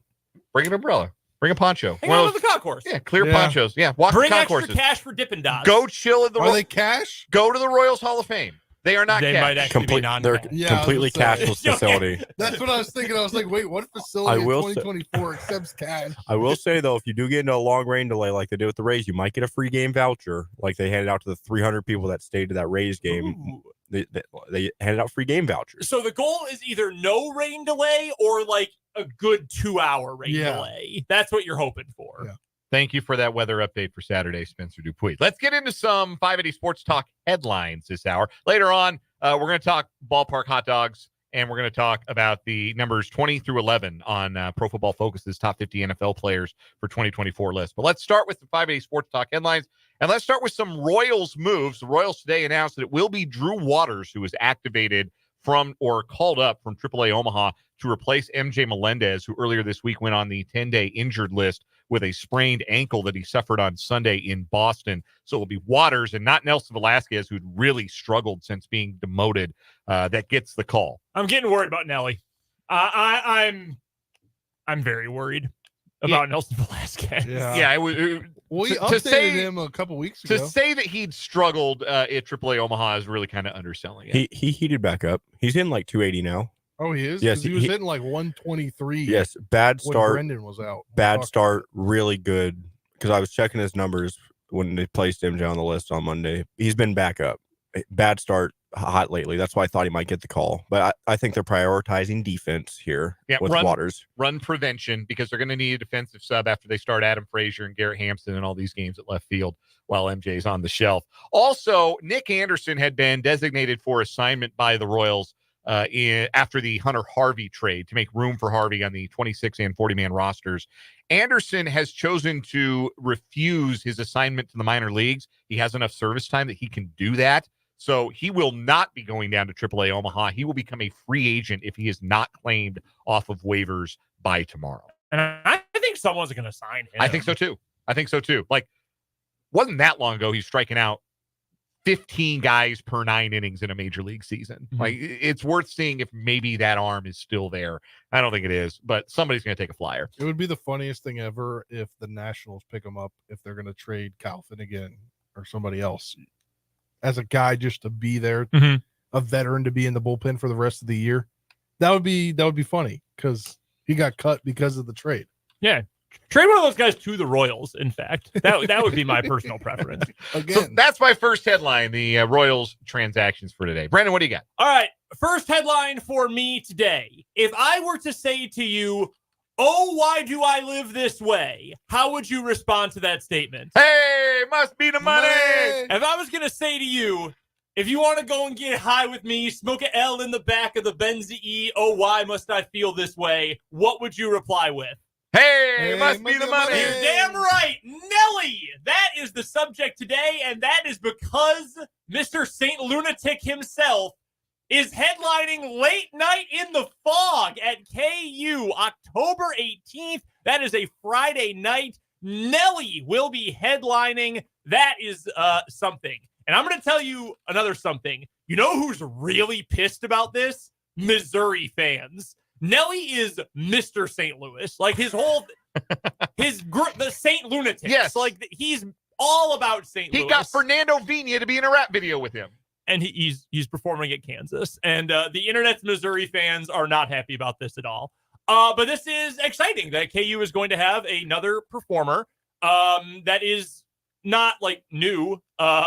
This isn't like a modern act or anything, but going back to the rap, the dance, the hip hop game a little bit for another year. Didn't get scared off too badly following Snoop Dogg. That really only lasted like 1 year. Yeah. And that was the COVID year anyway, where they didn't do a real late night. They just had to promise there would be no more acrobatic dancers moving forward. And everybody, I think, is okay with that. That's the compromise. I'm excited about this. And honestly, I might go. I might try to make this happen that Friday night. It's been a couple of years since in fact, the last time I went to late night was the Snoop Dogg Yes, year. You were there for that. I have been to 3 late nights in my life. I don't remember a musical act my freshman year of college, to be honest with you. The headline that night was Andrew Wiggins is here. That was the headline. Also, a friend of mine nearly like being crushed in the stampede to get in. Oh, jeez. Then my first year here, I went to see Lil Yachty. Yes. Or as Jake called him. No, Lil Yachty was there. After pounding some fresh McChickens at the McDonald's. McDonald's in Lawrence, Kansas with the fresh McChicken. We do believe that's the one on 6th Street, by the way, in Lawrence. And then I saw the infamous Snoop Dogg year. DJ Diesel was there a year or two ago. Flo Rida was there. I think that was last year. So I'm excited for this. This is a good act. Yeah, that's a good get. Ride With Me was one of the, I think, 3 songs that was on my must-play list for my wedding. It's a great song. It's a great Never song. goes out of style. First headline for you, Spencer. Yeah, we have movement to potentially, most likely, once it all goes through, for a big-time basketball player to your favorite organization, I've been waiting for hours for this conversation. The Clippers are sending guard Russell Westbrook a second-round pick swap and cash the Utah Jazz in a sign-and-trade agreement for guard Chris Dunn. Westbrook is expected to agree on the contract buyout with the Jazz, clearing the way for him to eventually sign with the Denver Nuggets after clearing waivers, according to Woj from ESPN. So Nikola Jokic has been pushing for this. Okay, that's important. Yes. And if Jokic wants it, then I want it too. If Jokic isn't worried about the things that Westbrook can't do on a basketball court, because there are things he cannot do on a basketball court, like, for instance, shoot. He cannot shoot. He never really could shoot, and now in he really can. Yes, in the late stage of his career, he really can't shoot. But he does put pressure on the rim. He can still get downhill and create and finish at the rim. And the thing that he will bring that I think the Nuggets lacked a little bit last year in their title defense was game-to-game intensity and the ability to, have the spark and have the desire to, win that February game against the Pistons, or, dig that game, that ugly game against a lousy team like the Trailblazers. Go beat them on a Wednesday night, second night of a back-to-back in January. Russell Westbrook doesn't like to lose. And I think that his intensity, his fire is going to be something that the Nuggets sorely need. I think there are going to be some guys he meshes well with on that team. There's going to be some guys he doesn't mesh very well with on that team. But he is a ring chaser at this point in his career. And if he understands that that's what he is and plays the role he's meant to play, and he's got the sign-off for the 3-time MVP, I'm all for it. Well, your other backup point guard options were what? Jalen Pickett and Trey Alexander, who's a rookie? Yes, Jalen Pickett stinks. Man, I liked him in college. He was so good in college. At Penn, he was Penn State's entire team, and he was good. Yes, he was. It turns out booty ball does not really translate to the NBA unless you're Andre Miller. And Jalen Pickett, I know Andre Miller. Andre Miller was a friend of mine. Jalen Pickett, you were no Andre Miller. So, yeah, they don't really have a backup point guard. And, again, there are things that Russell Wilson, that's the other past his prime Russell W. to join a Denver team in the last 2 years. A joke that has spread like wildfire on Twitter. There are things that Russell Westbrook cannot do. But if you focus too much on what a guy can't do, you miss what he can do. And, like, Westbrook does some stuff like pass and play hard and attack the rim and care a lot off the bench and have a lot of experience that Denver was really lacking. So, hey, if Jokic is for it, I'm for it. I think there's a pretty good chance you see a couple fights this year in Nuggets game. Like, you give me Russell Westbrook and Christian Brown playing defense. I mean, Russell Westbrook's not going to really play defense. That's not really his thing, but he bothers people. Like, he really gets under people's skin. Christian Brown's whole thing is he's just going to be a pest and annoy you. I think you're going to see a couple of fights, which is not bad. I mean, that's the intensity you're looking for. I'm being totally serious here. Like, I'm not even trying to be facetious. Yeah, to keep it local, because all sports, like all politics, is local. Christian Brown is a guy that the Nuggets are betting big on. He is likely going to be their starting shooting guard this year. At the very least, he's going to play a lot more minutes than he has in his first 2 seasons. He's got to make a step forward as a shooter. He's got to come all the way around as a shooter and be somebody you have to guard from behind the arc. Not just somebody that other teams will live with him shooting, because he got a bunch of open threes last year. He shot 38%. That's pretty good. But a lot of them were open looks. He has to be so good that he makes other teams guard him and opens up the floor for other guys on the team, because they don't have a lot of shooting. So they need Christian Brown to take another step forward. He's only 23. He's got it in him, I think. It's an exciting opportunity for CB. I'm happy for him. He's been hanging out around Kansas City a bunch. He was at that scrimmage yesterday between the TBT teams in Johnson County. That's right. Who won that, by the way? Purple Rain. Yeah. They were winning by a lot. Then they wiped the score and said, okay, let's simulate the Elam ending. And then Purple Rain won that too. It was not a good day for the KU alumni. That's tough. A little more youth for the K-State contention. I think a lot of at least some of those guys played together, right? A lot of the KU team, I feel like, sort of staggered their time together. Yeah. Like, Frank Mason never played with Dedrick Lawson, but they were only 2 years apart. Marcus Garrett was not National Defensive Player of the Year Marcus Garrett as a... Well, no, he wouldn't have even played with Frank Mason either. Yeah, like, a lot of those guys were really staggered. LeGerald Vick's career was bizarre. That's kind of a weird fit no matter what. So, yeah, I'm I'm a little bit worried. I'm more worried now than I was yesterday. Next headline for me, we're going across the pond to the 152nd Open Championship. Round 1 from Royal Troon is in the books. I actually was up early enough to watch the DeChambeau, Oberg, Kim group tee off, as I predicted on yesterday's show. That was right around when Asher was getting a little hungry. So, who was he cheering for? He was cheering for the milk to come faster out of the bottle. I was assuming, knowing that he's got some heft to him, I was figuring he was a Bryson guy.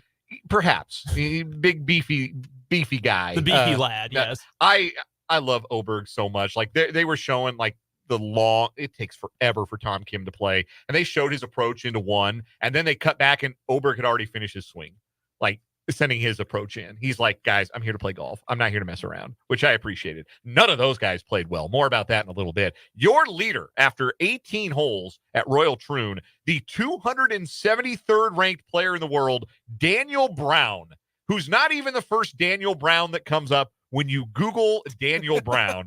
He went and fired a 65 today. The afternoon window players really benefited today because to start the day, it was windy and it was raining sideways. And it's just another day in Scotland. Isles. Yes. When it stopped doing that, some of the scores got a little lower, and Daniel Brown was able to fire a 6 under 65, taking a one-shot lead over a former champion golfer of the year, Ireland's Shane Lowry, who was the only player at 5 under. 2 strokes back of that group, Justin Thomas, who had the best round of any of the morning players, JT, 2-time major champion, 3 under 68 on the day. Group at 2 under includes Justin Rose, Xander Schauffele, Russell Henley, Nikolai Højgaard, Alex Noren, Mackenzie Hughes, and little-known English player Joe Dean.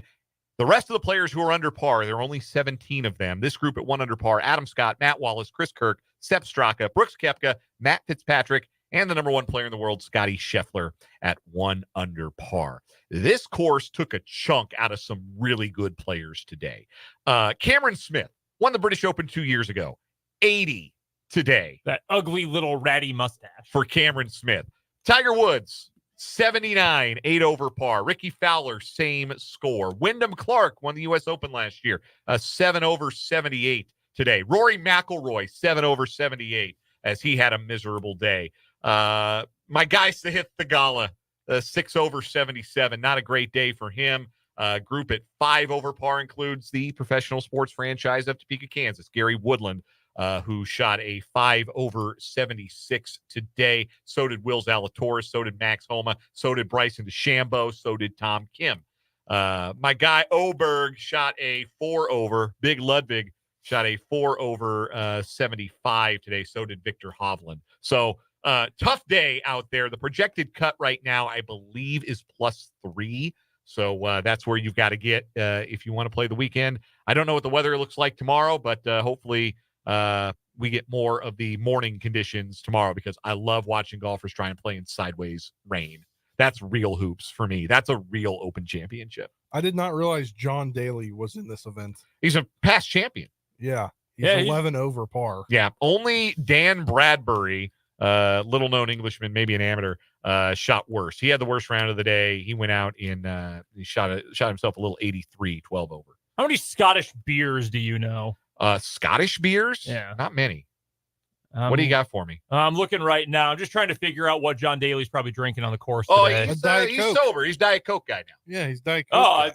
So it's just Diet Coke and 6. Diet Coke I thought he was just having an off day. Yeah, it's like 36 Diet Cokes and 172 cigarettes. That is repulsively bad for you, even before you get to the cigarettes. Like, Diet Coke is not good for you. You're not supposed to drink that much fake stuff. Like, just drink the real sugar at that. Easy for me to say I have diabetes, but just consume the real sugar at that point, man. Next headline for me. This one's actually a sad headline for you. This news just breaking within the last 10 minutes.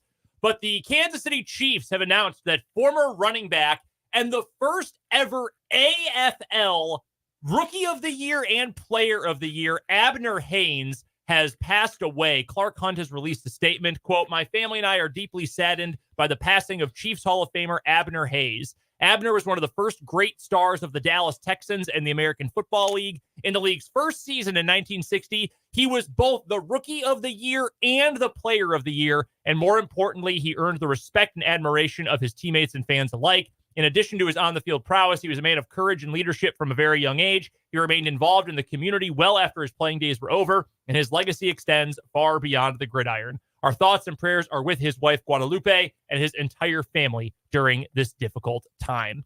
Hayes played 3 years at North Texas before being drafted by the Dallas Texans of the nascent AFL, and all he did in his first season was lead the league in rushing attempts, rushing yards, touchdowns, yards per game, and total touches. He was first team All-Pro in the AFL. He was the league's Player of the Year, and he was the league's Rookie of the Year as well.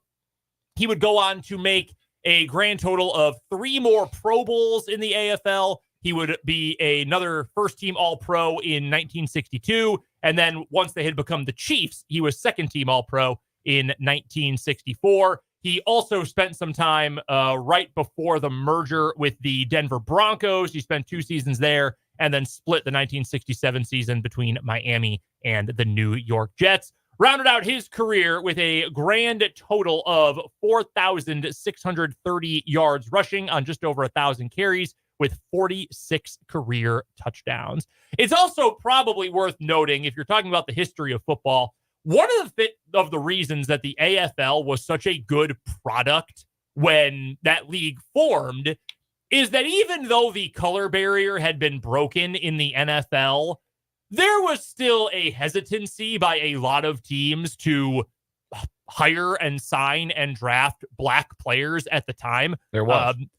One person in this room, their favorite football team, very notorious for not wanting to sign black players at the time. I won't name names. Actually, it was the Washington Redskins. Not big fans of that. Weird. The team named after a racial slur had some problems with race. How crazy. But the AFL said, well, like, we're trying to survive. We're trying to make a product. Who cares? So they went and they drafted tons of HBCU players. In fact, Lamar Hunt was part of the charge that led that. Like, let's go recruit players from Texas Southern or Southern University or, these Southern HBCU programs. North Texas, obviously not an HBCU, but Abner Haynes, a black player. So fascinating history of that league. So should note he was a star right away as a player who, frankly, might not have been wanted all that badly by the NFL. So rest in peace to the first great AFL running back. Hank Stram once said of Haynes, he was a franchise player before they talked about franchise players. He did it all, rushing, receiving, kickoff returns, punt returns. He gave us the dimension we needed to be a good team. He was an outstanding Chief. He's in the Chiefs Hall of Fame. His number 28 is retired.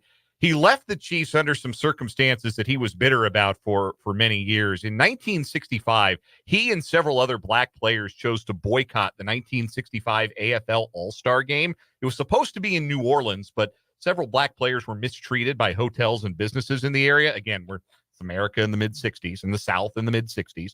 The game was quickly moved to Houston after the players' protests. According to Haynes, he received a letter from the Chiefs organization reprimanding him for his actions, and soon after was traded to the Broncos. This after a year when he was an AFL All-Star, second-team All-League, and the league's comeback player of the year. Yeah. So one other note to Haynes, he very nearly made one of the biggest mistakes in the history of football in the AFL championship game in 1962. He went out to call a coin toss at the start of overtime, and Hank Stram instructed Haynes to choose the end of the field facing the stadium clock, which would give the Texans the wind at their backs. The Texans won the coin toss, and Haynes told the referee, "We'll kick to the clock." But by saying the words "will kick," he had elected to kick off by rule. So they forfeited the first possession of overtime so they could have the wind at their backs. Fortunately for Haynes and the Texans, it worked out. They held the Houston Oilers from scoring in the first overtime and then won in the second overtime on a field goal. But, of course, it was after the teams had switched ends. Right. So there's irony in that, too. But Abner Haynes, great player, great career, and one of the first great Kansas City Chiefs. Rest in peace. We will conclude our 580 Sports Talk headlines there. We will take a break. We'll come back. We'll talk about some modern NFL stars, numbers 20 through 11 on Pro Football Focus's top 50 NFL players in the league. That's next on 580 Sports Talk, live from the Kansas Drive to Zero studio.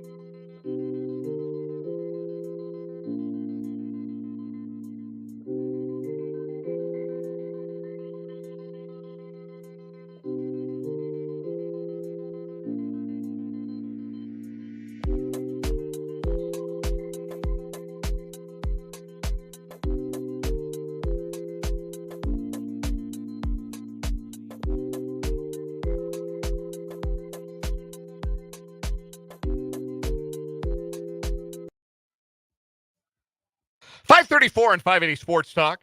Dan, Brendan, Spencer, Trenton. Gang's all here in this final hour of today's show.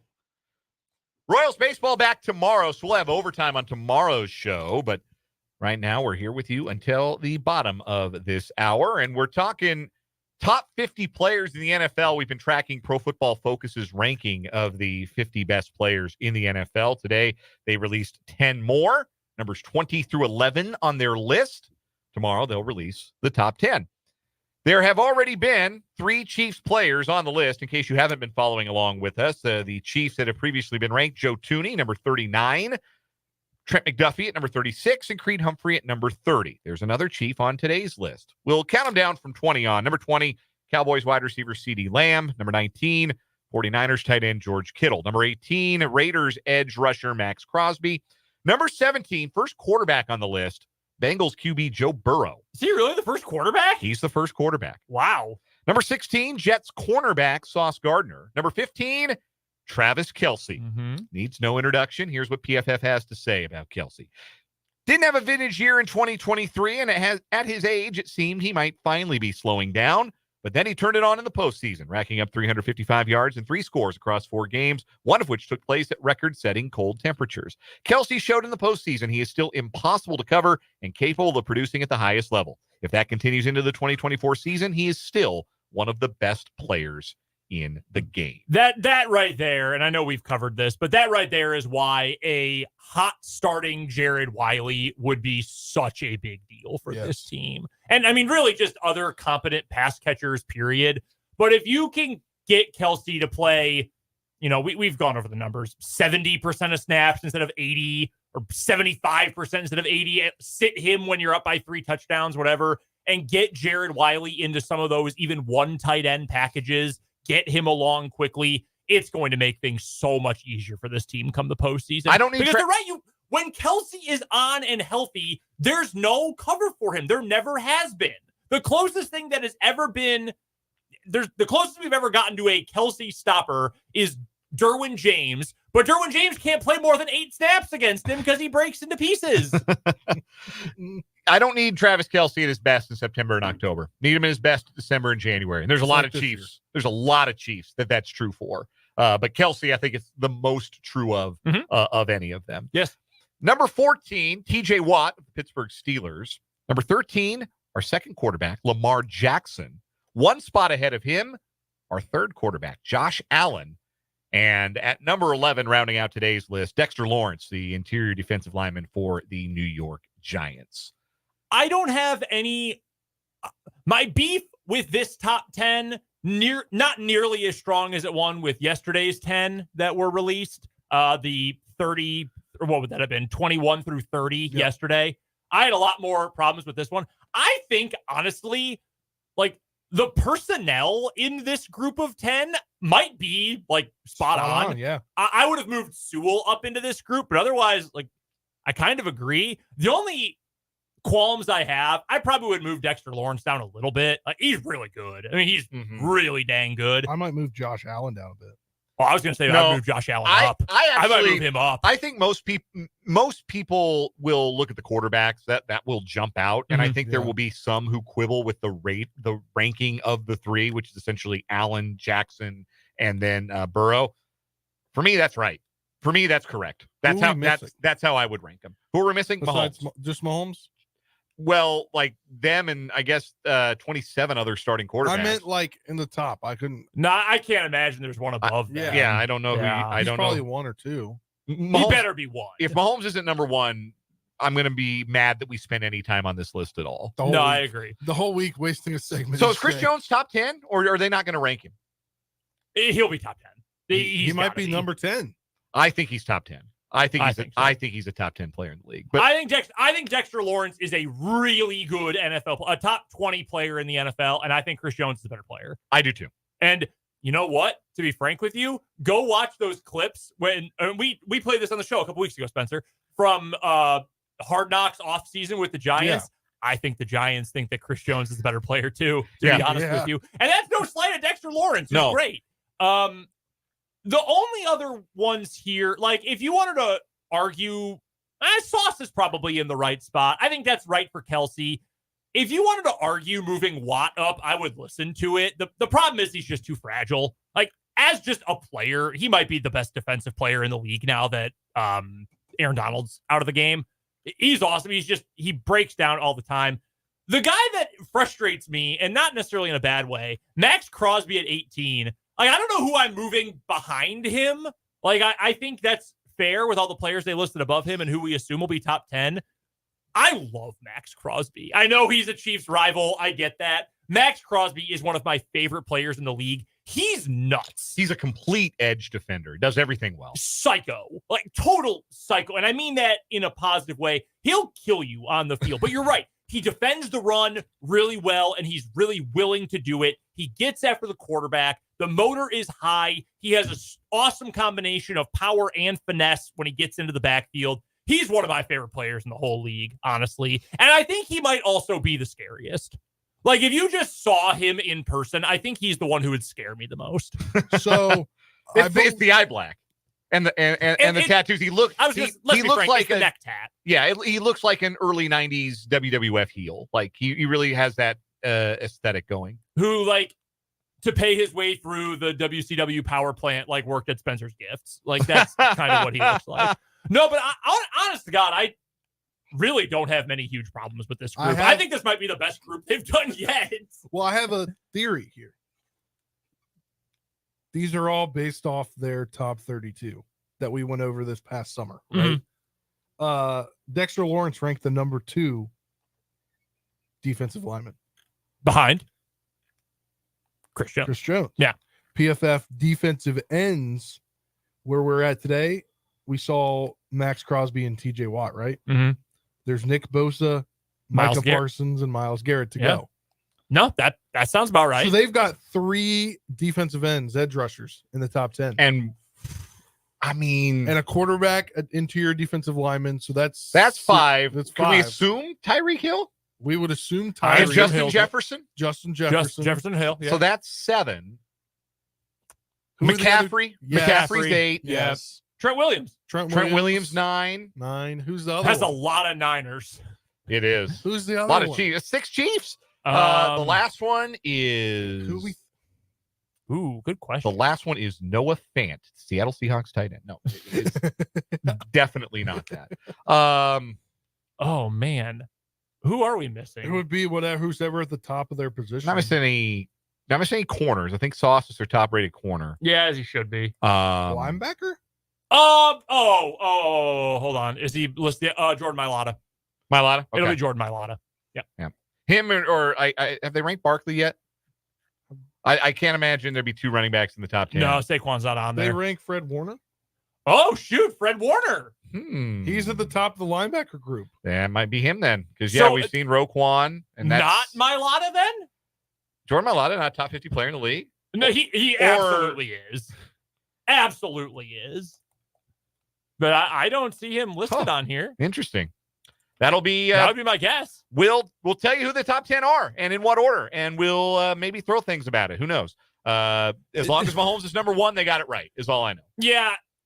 That's the thing about Mahomes here, is that, like, when Aaron Donald was playing, and Aaron Donald, again, is the best defensive player of his generation and is a surefire, unanimous first ballot Hall of Famer. There was always the argument, like, yeah, but how much does he alter a game versus a quarterback? What do how do you measure talent versus value, offense versus defense, etc.? Patrick Mahomes is not only the best quarterback in the league, he is also the best player. Yes. Like, nobody does what they do better than Patrick Mahomes does. Yeah. Here's a question for you in terms of those players we were just talking about, and we'll hear Nick Bosa's name tomorrow. I'm certain of it. Would you rather have Nick Bosa or TJ Watt? Ooh, that's a good one. Like, TJ Watt has had more major injuries. Nick Bosa is just constantly hurt. Like, there's just always something nagging with him. I think Bosa's great. Is Bosa for 13 games better than Watt for 17? Maybe. But with the risk that you might only get Watt for 10 or 11. Yeah. I might still go Watt. I don't know, man. Bosa's unbelievable. He's so good, but man, so is Watt. That's a great group. Yeah, and they might both be worse than Myles Garrett. Yeah. No kidding. All timers, all three of them. We'll take a break. We're going to come back and talk about gross concession stand food on 580 Sports Talk.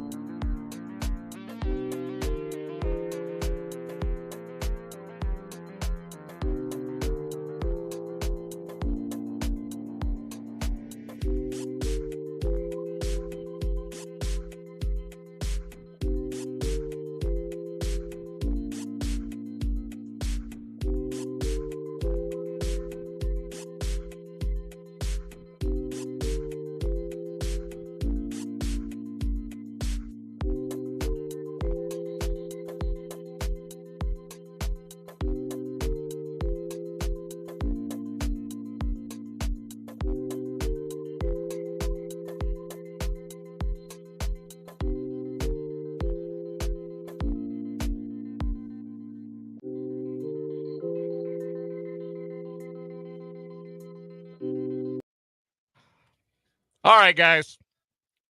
It's time for a little segment that I just invented just now, and it's called At the Improv with 580 Sports Talk. The premise is this. I am in charge of the concession stand food at Kauffman Stadium, and you are in charge of listening to my ideas and deciding whether or not they're good. Do I get to eat them? Sure. All right. Potentially, We get if to you be would like. we get to be the taste testers. Yes. All right, guys. I'm going to sell you on a new item at Kauffman Stadium for the second half of this season. We got a lot of excitement about Royals baseball. We want people to be excited about some new food choices. Here at Aramark, we take concession stand food very seriously. So, guys, got a food item for you. It's a hot dog, okay? Okay. Good start. We're going to wrap it in a cheeseburger quesadilla. That sounds interesting. I would try it. I'm getting a little worried, but I would try it. Kind of my two of my favorite foods together. Right. Hey, yeah. Or three, I guess. I like Mexican food. I like hot dogs, and I like cheeseburgers. Happy to hear that. We're not done yet. We're going to top it because this is Kansas City. We're going to top it with barbecue brisket. I would do it once, but we're getting brisket. We're in the danger zone. Brisket dog with cheeseburger quesadilla. All right. Okay. Then we're going to add French fries. No, I'm out. Dude, Maybe if you flipped that and then told me there was going to be French fries before the brisket, I would have been like, Maybe. We're going to also keep add Tremonti Bros in Pittsburgh. We're also going to add some lettuce and some onions. Classic. And then we're going to put some Cracker Jacks. Sriracha, right? How did you know? You're not giving this pitch meeting. I am. How did you know I had a stash of Sriracha-flavored Cracker Jacks in my office? They're my babies. This is my invention. Good guess. Great Good guess. Just guess. And then we're going to top it with something called 816 sauce, guys, because, area codes. They're hot these days. This sucks. This sounds How gross. about I'm going to puke? Ladies Yeah, and this is gentlemen, nasty. that is the premise for the newest food item at Kauffman Stadium. We're going to put it up on the YouTube stream in case you haven't seen it. That is the Taste of the K right there. And that is exactly what I said it was. A hot dog wrapped in a cheeseburger quesadilla with barbecue brisket, French fries, lettuce, onions, Sriracha Cracker Jack, and 816 sauce. From the 913 on the Top City Metal Supply text line, did you smoke weed before this? As a loyal Aramark employee, I cannot comment based upon not knowing their drug policy. Nah, dude, this looks like crap. I will This tell is you, so gross. When I first looked at this picture, I was like, this isn't interesting. I thought it was little chicken bites. That's sort of what it looks a little like popcorn chicken. Yeah, like popcorn chicken on the top. And I was like, that seems like decent. So, You're getting all the groups together. So you're familiar with the concept in some fine dining restaurants of the deconstructed menu item? Yes. I think a deconstructed Taste of the K might go crazy. Give me a hot dog. I'll wrap it in the cheeseburger quesadilla. I'll even put the brisket on it. But like a side of fries? Okay, that goes crazy. Would I try a handful of Sriracha flavored Cracker Jack? Okay. Yeah. Not really my bag, but I'll give it a shot. But when you're like throwing all these things on top of each other and you're going to charge like $20 for it, $25 for it, excuse me. All you're trying to do is get like talk radio segments like this one. And it honestly sounds like they're trying to empty out a cupboard. When I was a kid, somehow we got so many Sriracha Cracker Jacks, we need to figure out a way to sell them Aramark. When I was a kid and we would go on vacation, we would always fly in the morning. We'd go to the ocean or whatever. We'd travel in the morning. And so the morning of the start of vacation was always great. It was, hey, we've got to get everything out of the freezer and the cabinets that is perishable. You guys want mint chocolate chip ice cream for breakfast? Got to eat a lot of it. Like that was awesome. And it was like, oh, we also have Hostess cupcakes and also like hardtack. We have to eat all of it now.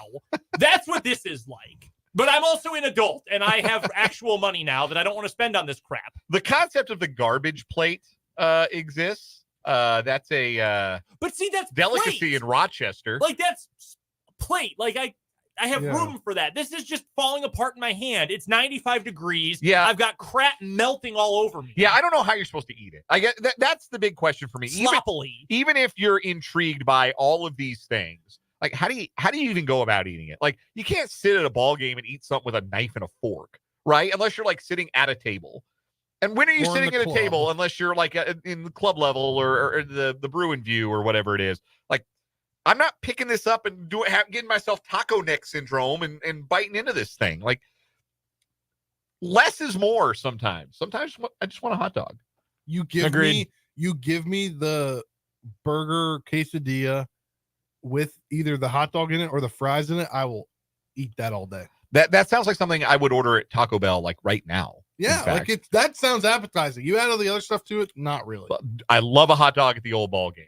I'm happy to see creativity. I hope that the Aramark employees who came up with this sleep well tonight. I mean them no harm. I just think that I just think this is first ballot doing too much Hall of Fame when it comes to concession food. Real quick, just a quick side thought.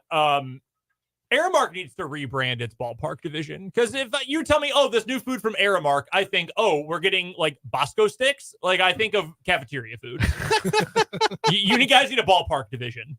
Yeah, they could probably stand to rebrand for some other reasons as well. Yeah, particularly at Kauffman Stadium, which does not have the greatest history in when it comes to what ends up in their concession stands. But anyway, that's for another day, and hopefully they've taken care of that problem by now. That was, folks, Improv at the Improv with 580 Sports Talk. We're taking a break. Final word next.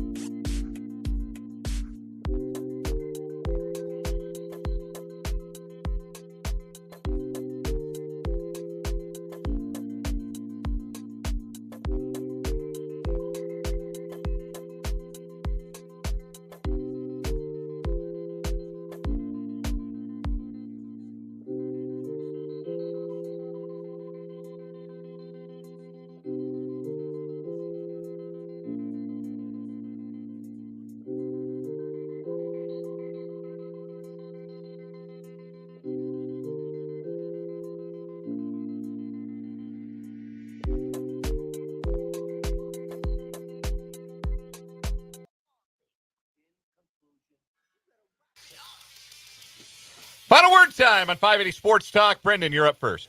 Final word for me today is I kind of miss Royals baseball. I just miss talking about Royals baseball, which I'm going to be completely bluntly honest with you. I never thought in my whole life I would ever even think, let alone say out loud. But I'm kind of ready for the boys to get back. Bobby Witt Jr. reinvigorated me this week. I'm ready to get some Royals baseball back tomorrow. Spencer, final word. Yeah, it's really weird to not have something to watch sports-wise that's besides an all-star game or besides stuff that I don't normally watch.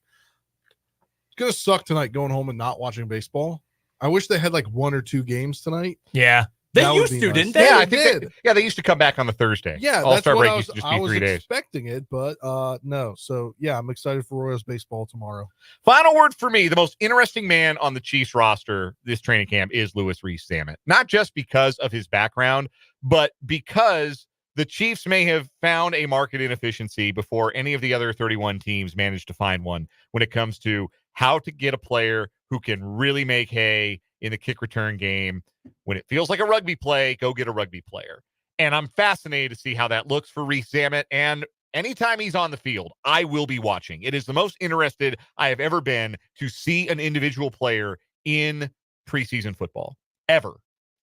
It's the most excited I've ever been to watch preseason football is to see my guy LRZ. That's really clunky. We'll have to work. Reese Lightning is the nickname that they threw at him, and I think he seemed to like that. We're back tomorrow from 2 to 6:30 for Trenton, Spencer, and Brendan. I'm Dan. This has been 580 Sports Talk Live from the Kansas Drive to Zero studio. Good night.